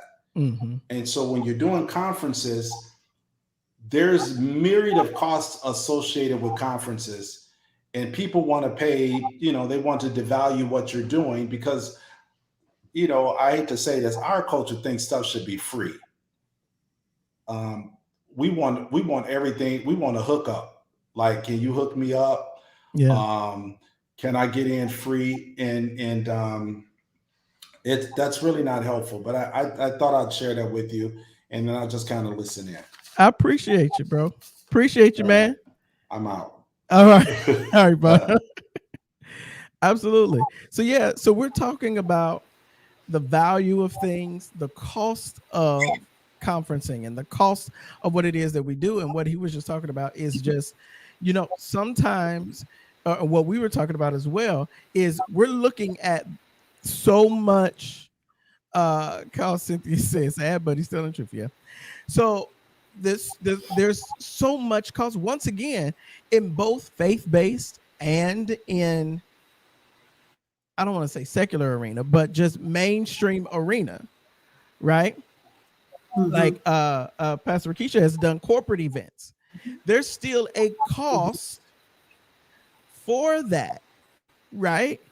And so one thing that I will say, something that the Holy Spirit said to me, it was kind of a derivative of what Rakisha has said.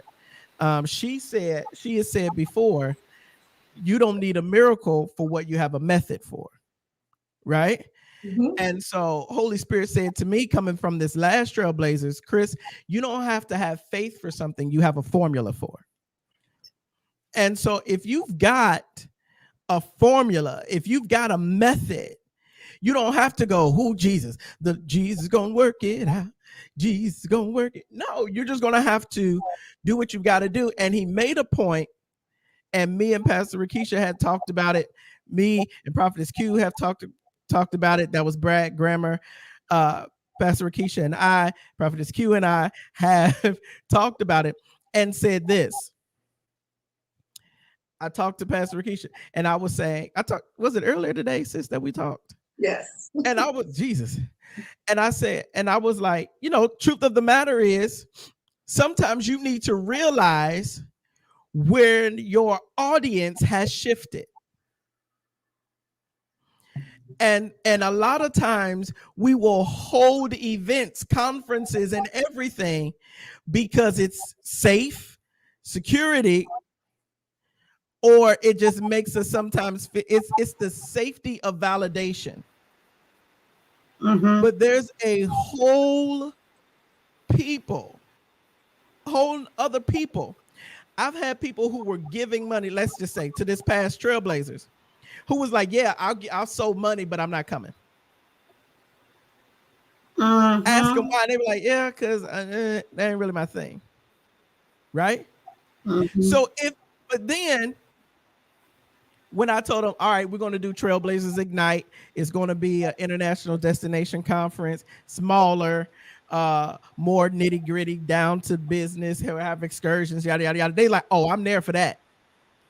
Not because it's international, but because of the content. Mm-hmm. So sometimes you need to look at, okay, Have I become oversaturated?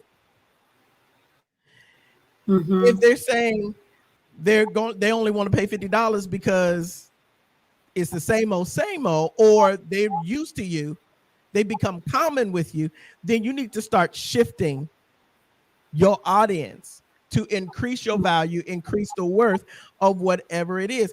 Whatever you do, absolutely, Crystal, whatever you do, it will cost you something. It's going to cost you. You're going to get cut. And if you're going to come to a conference, let me be real for all of the conference attendees. If you come, okay, I'm just gonna have to do this because it's gonna cut us straight through. You ready? Let me blaze through here.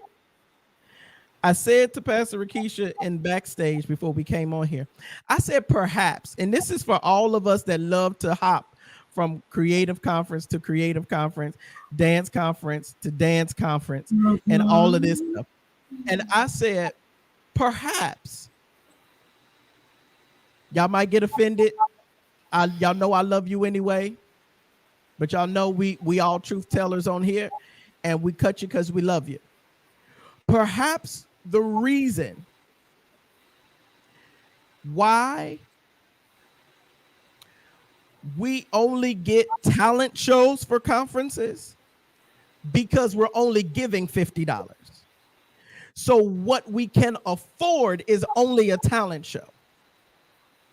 What we can afford is only a display of gifts. We can't afford the real content carriers, the ones that's going to come in and really, like a Rakisha. I know my sister. She may love you, but she ain't coming for $50. She can't come for $50. Not when she can make $50 in 10 minutes. You see what I'm saying? So I'm not coming for $50 either.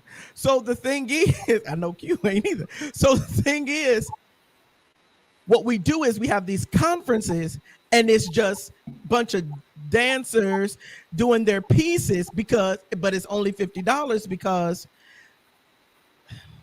you're getting what you paid for, right? Mm-hmm. But then look, and Rakisha want to say, but are we really? But are we? Go ahead. You want to say something? Yeah. You know how football has a season and basketball has a season. With some, I'm sorry, because I love the theology of the arts. You know me, even though I'm in business, I still have a passionate theology for the arts. But let me say this with all love. We have not evolved or progressed. And a lot of prominent arts conferences started having problems meeting budget because there was nowhere to go. We kept doing the same classes with the same speakers. And even if it was a different worship leader, it's the same worship. Let's just be honest. Come on. I even asked AC, I said, you mean to tell me that batas and sticks and flags, that's all we got? You mean to tell me that that's all the revelation we got? That everywhere we go, it's the same recycled motion, movement, even what's corporate is the same? You mean to tell me in all of the years we've been doing this, that's all we got? And so we go places and it's the same. It has not progressed. They still don't know anything. I'm sorry, y'all. So it don't matter how many people you bring. We keep going to the dance part, and people are just not. There's not that fresh thing. When you go to pastors, I just thought about. We talked about Bishop Jakes earlier. One of his events, he showed up as a hologram. Yes. Understanding that there has been a progression in what the expectation and the awareness and the information of people, and we still look like 1994, and we're expecting people to fill up. They're going to something else. It doesn't mean that there's not a need for it. It means that there's been no progressive thinking.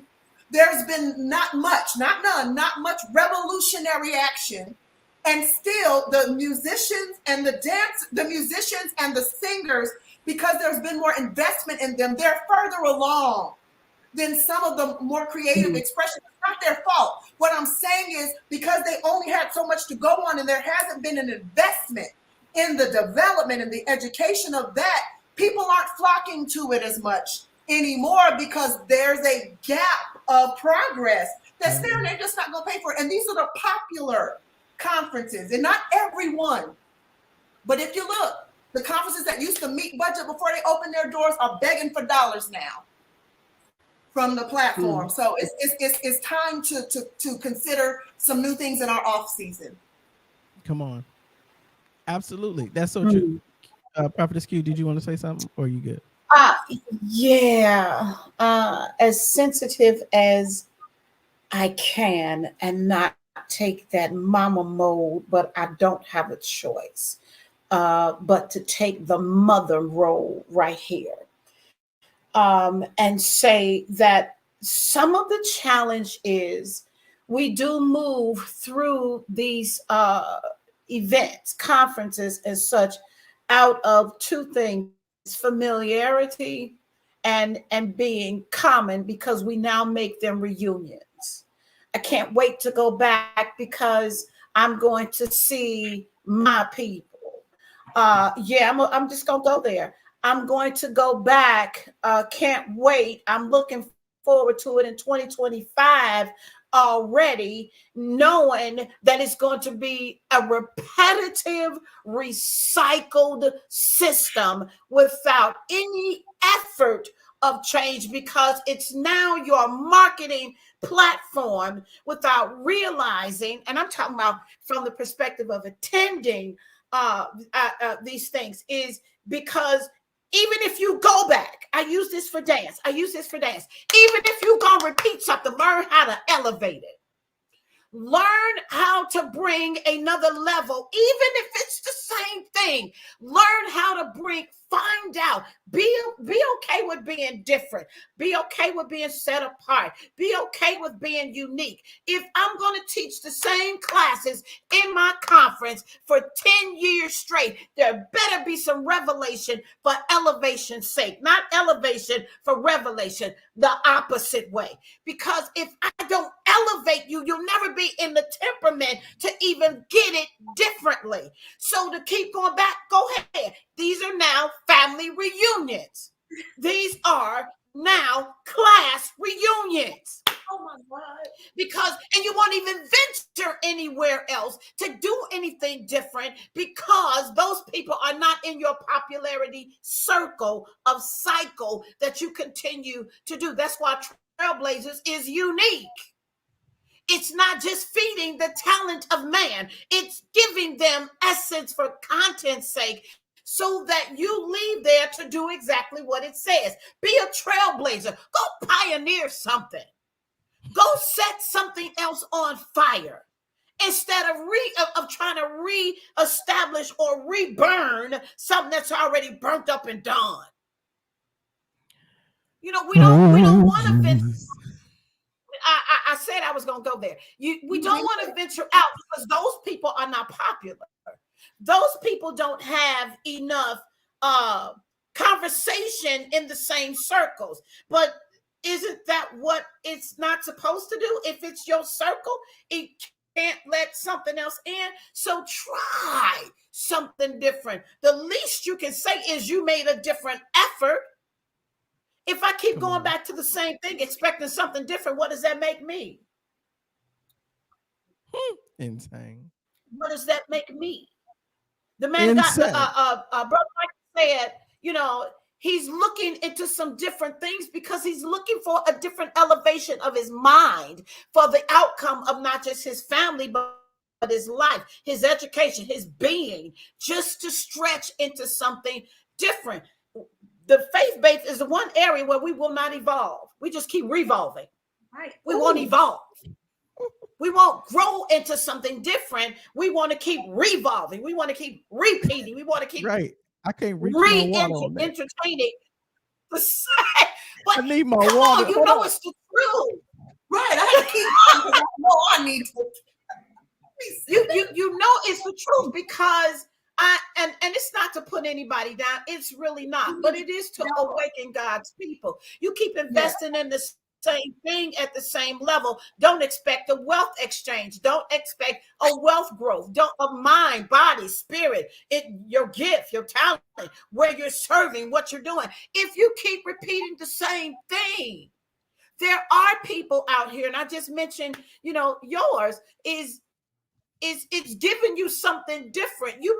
It's still trailblazers, but every trailblazer is a revelation because it's evolving what you're doing. It's evolving the way that you do it. Yeah, you want to keep bringing the Matas back. Okay, great. What are you doing different with it now that you weren't doing before?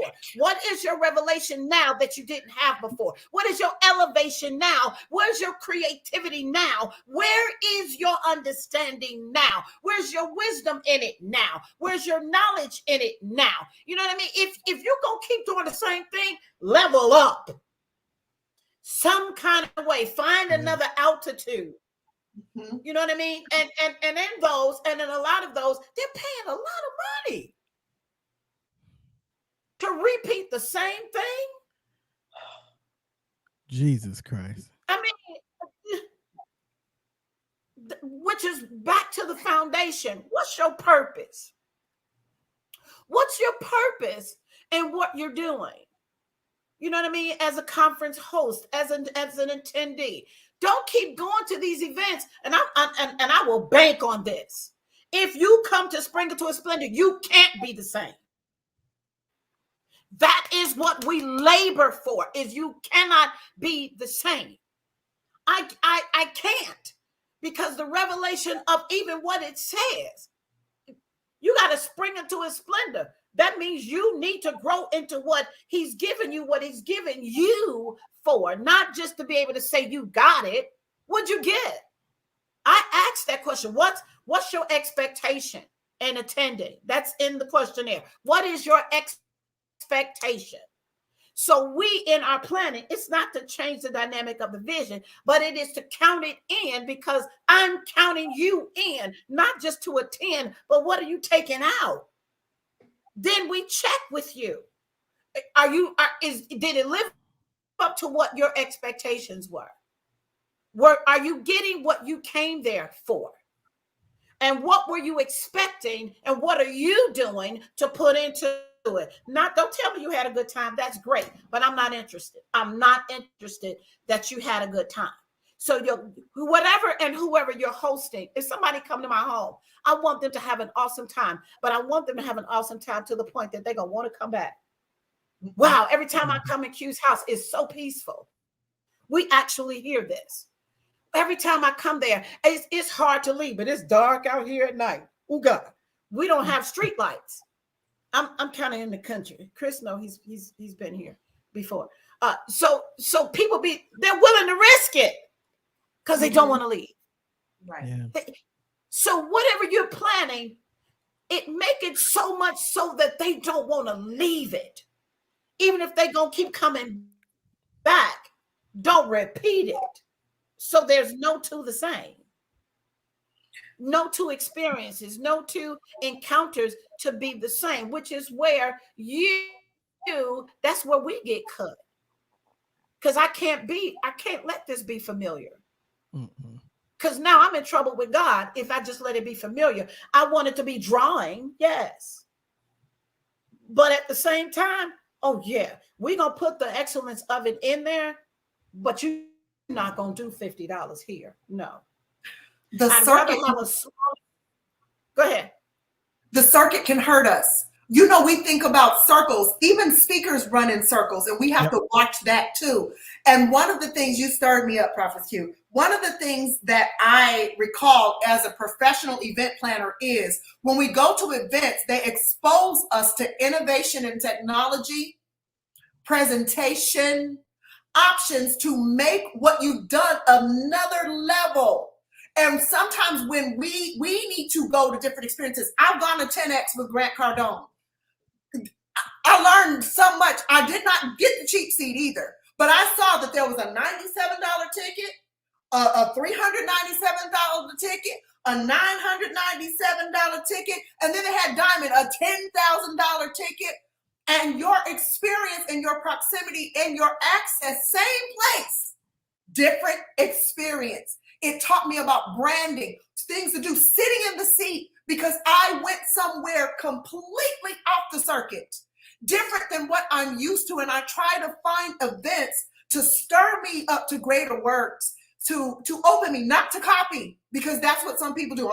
Not to copy, but to be incited to imagine and to receive, because sometimes you can't even receive it unless your station is tuned into, this channel is now live, this radio station. I have to even be able to receive it in that station. And that's what I do. I go get a new station that's able to receive new information that I can then transmit. And so hosts, attendees, all get off the circuit. It'll change your experience. I don't hesitate paying for certain tickets, because I know what I'm going to walk away with is more than I paid to go there.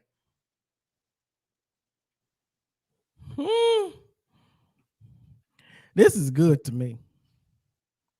This is so good to me. And this, once again, I'm using myself as an example. Hey. Oh, that's Delshana. Okay. I guess she on her husband's. I'm like, huh? So I'm using myself as an example here, because even with Trailblazers, that's why I had to do what I had to do. You got to be able to switch it up. Do I think I might lose registrants? Yes. Am I mad about it? No. Just, it's like, oh. But then you got to understand, and here's the truth. Many of our conferences just have recycled people.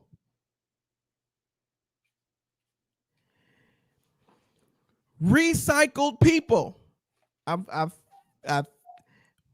The red mantle is coming on me. That means an apostle. So here it is. Here it is. You ready? Because the truth of the matter is, can I be real? You spend more money conference hopping than investing in one single focus. What do I mean? And I don't mean conference hopping in like you going over here, like for instance, you go to a Grant Cardone, and then you might go to a pastors and leaders conference, and then you might go to a Greater Island if you're a dancer, you go to to something like that. I'm not saying that you don't do that. I'm talking about you go to Greater Island, then you turn around and go to Rivers of Life dance conference. Then you turn around and go the well that never runs dry. And then you turn around and go to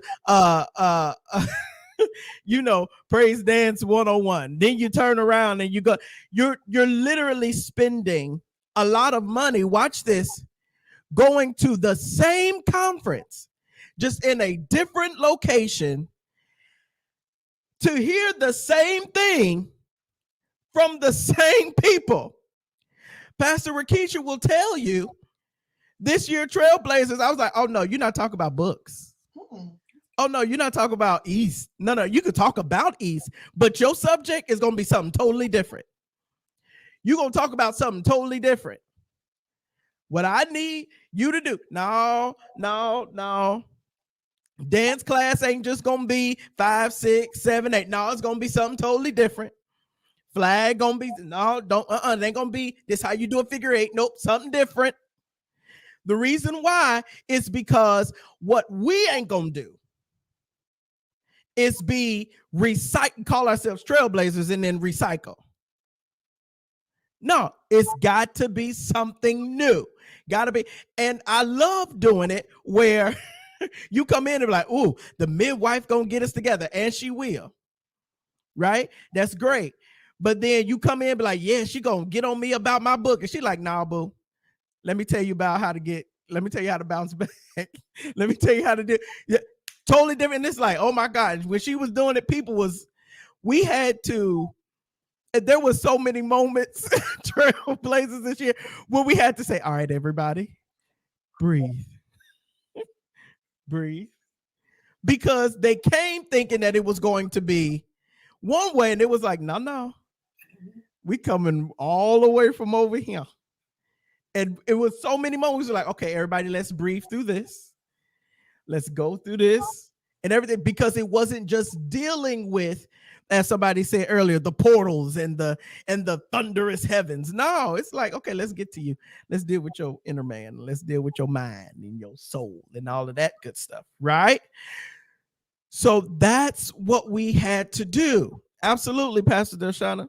She said instead of trailblazers, stale blazers. So this is the thing.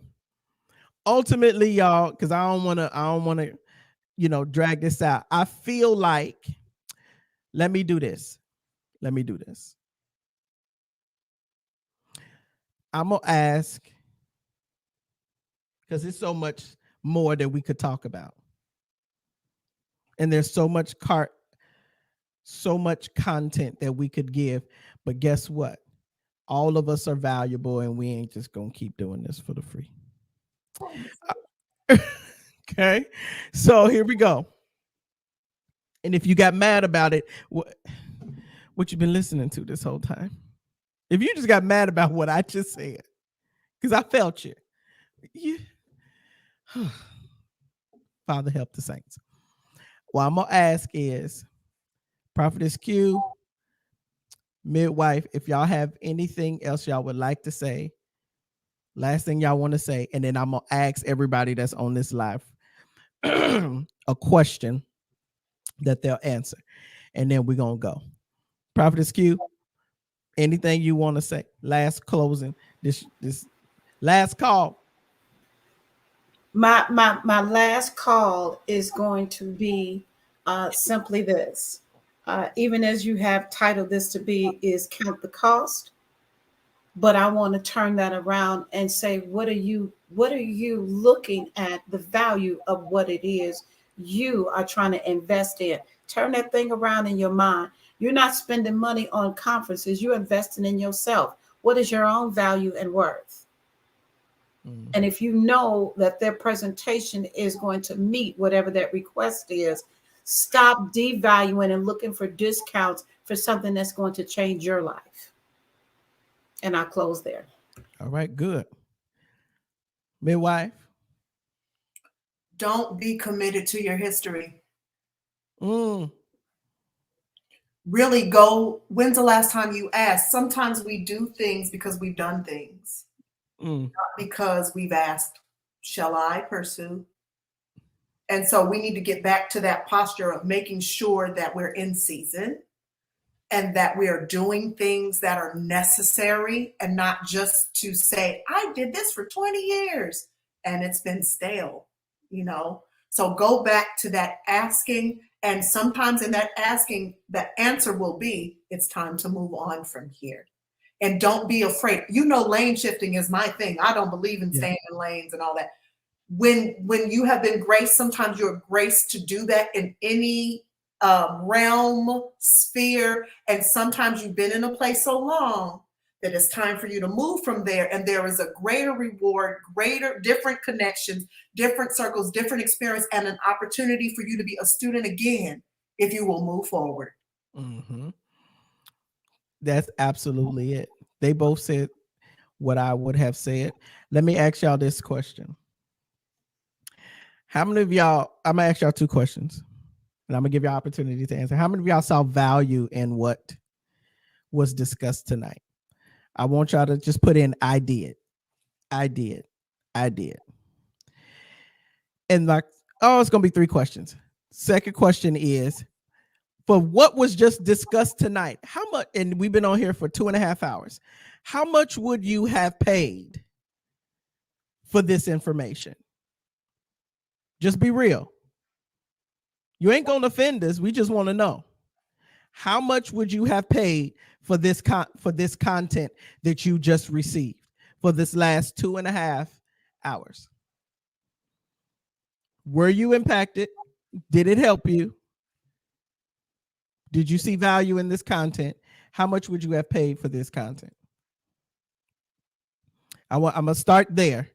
No, I'm not going to ask y'all to sew if y'all think I'm about to ask that for the third question. No, I'm not about to sit here and say, well, go on in your pockets. No, that's not what I'm doing. That ain't what I'm. Now, if you want to sew, I can tell you how to do it. Okay. And I just split it and just send it to the both of them. Okay. All right. I did. All right. Eva said $500 to $1,500. Raynisha said $200. Okay. Okay. $500 to $800. Now, so a lot of y'all that said that you was impacted, y'all ain't putting no value on this thing. It was very valuable. I need a value. She said per person, $500 to $1,500 per person is what she said. Okay. Come on. This is good. It's a lot of y'all on here and y'all ain't commenting. So that's either mean y'all shadow watching or y'all just don't want to be participatory. Impacted.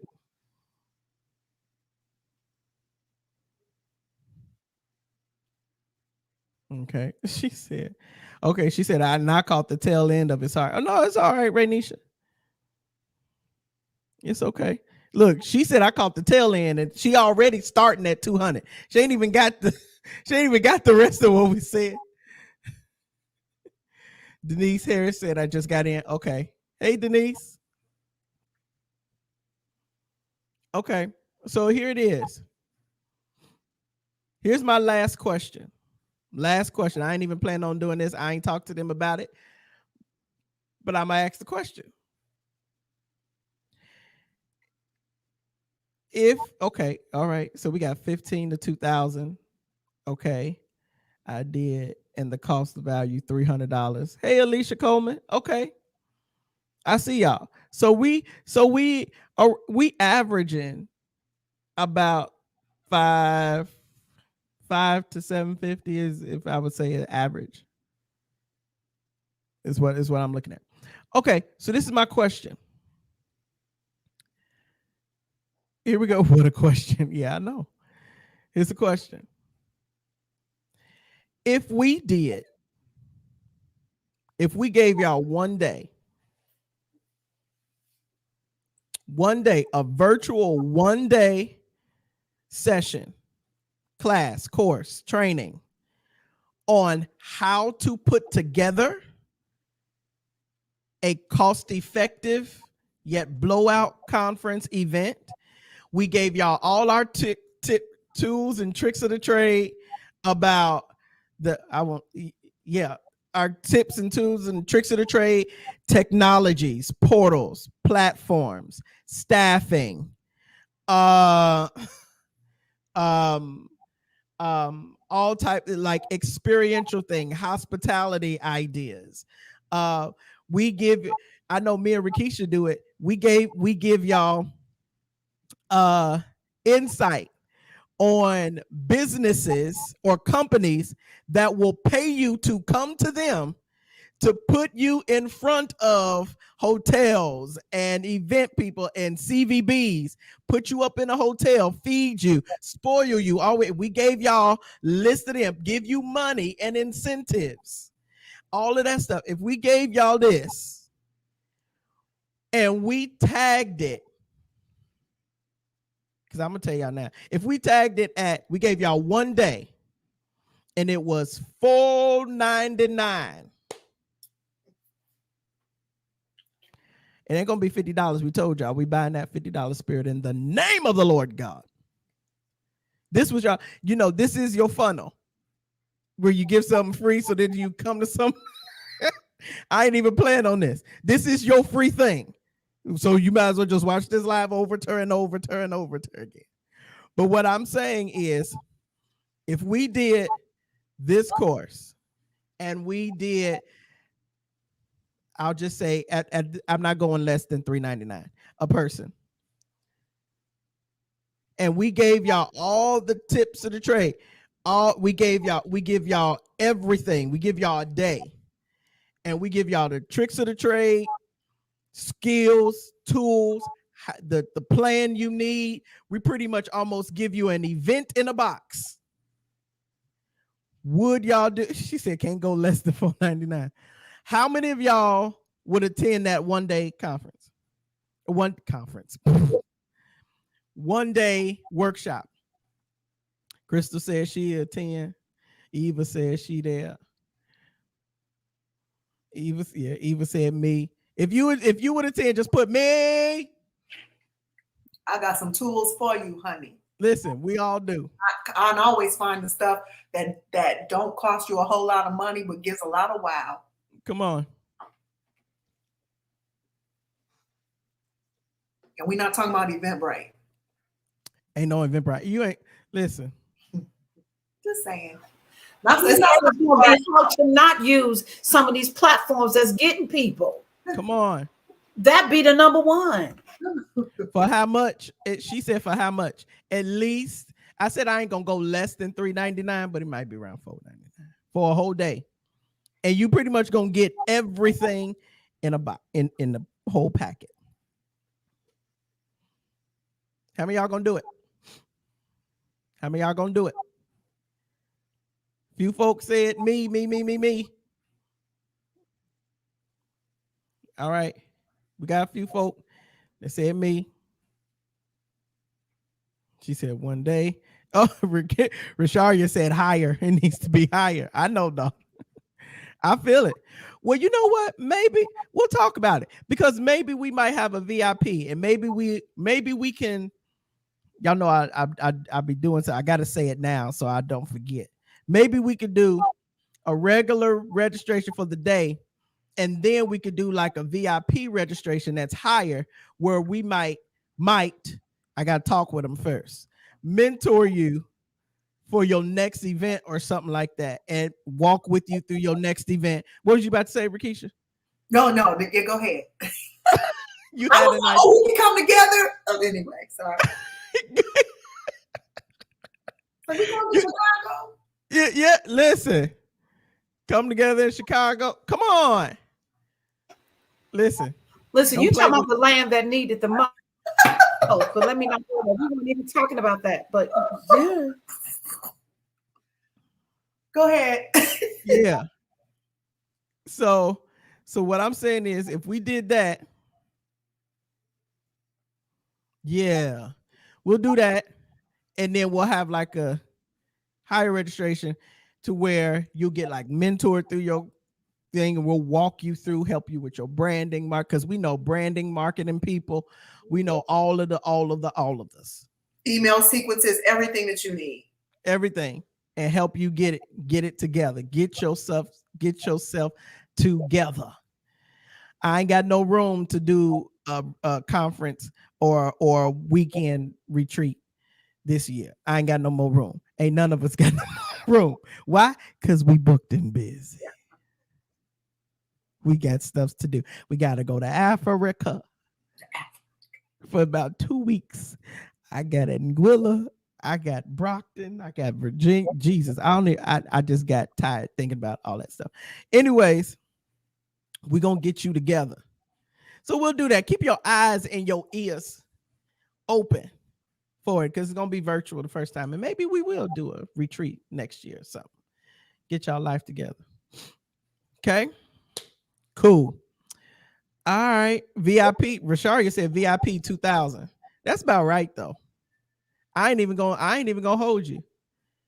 2000 up, because if you call a meeting consultant or an events consultant that's gonna help you level up, a lot of them will start you off at $1,500 to $2,000. They'll start there, and depending on how many hours and their involvement, they're gonna go up.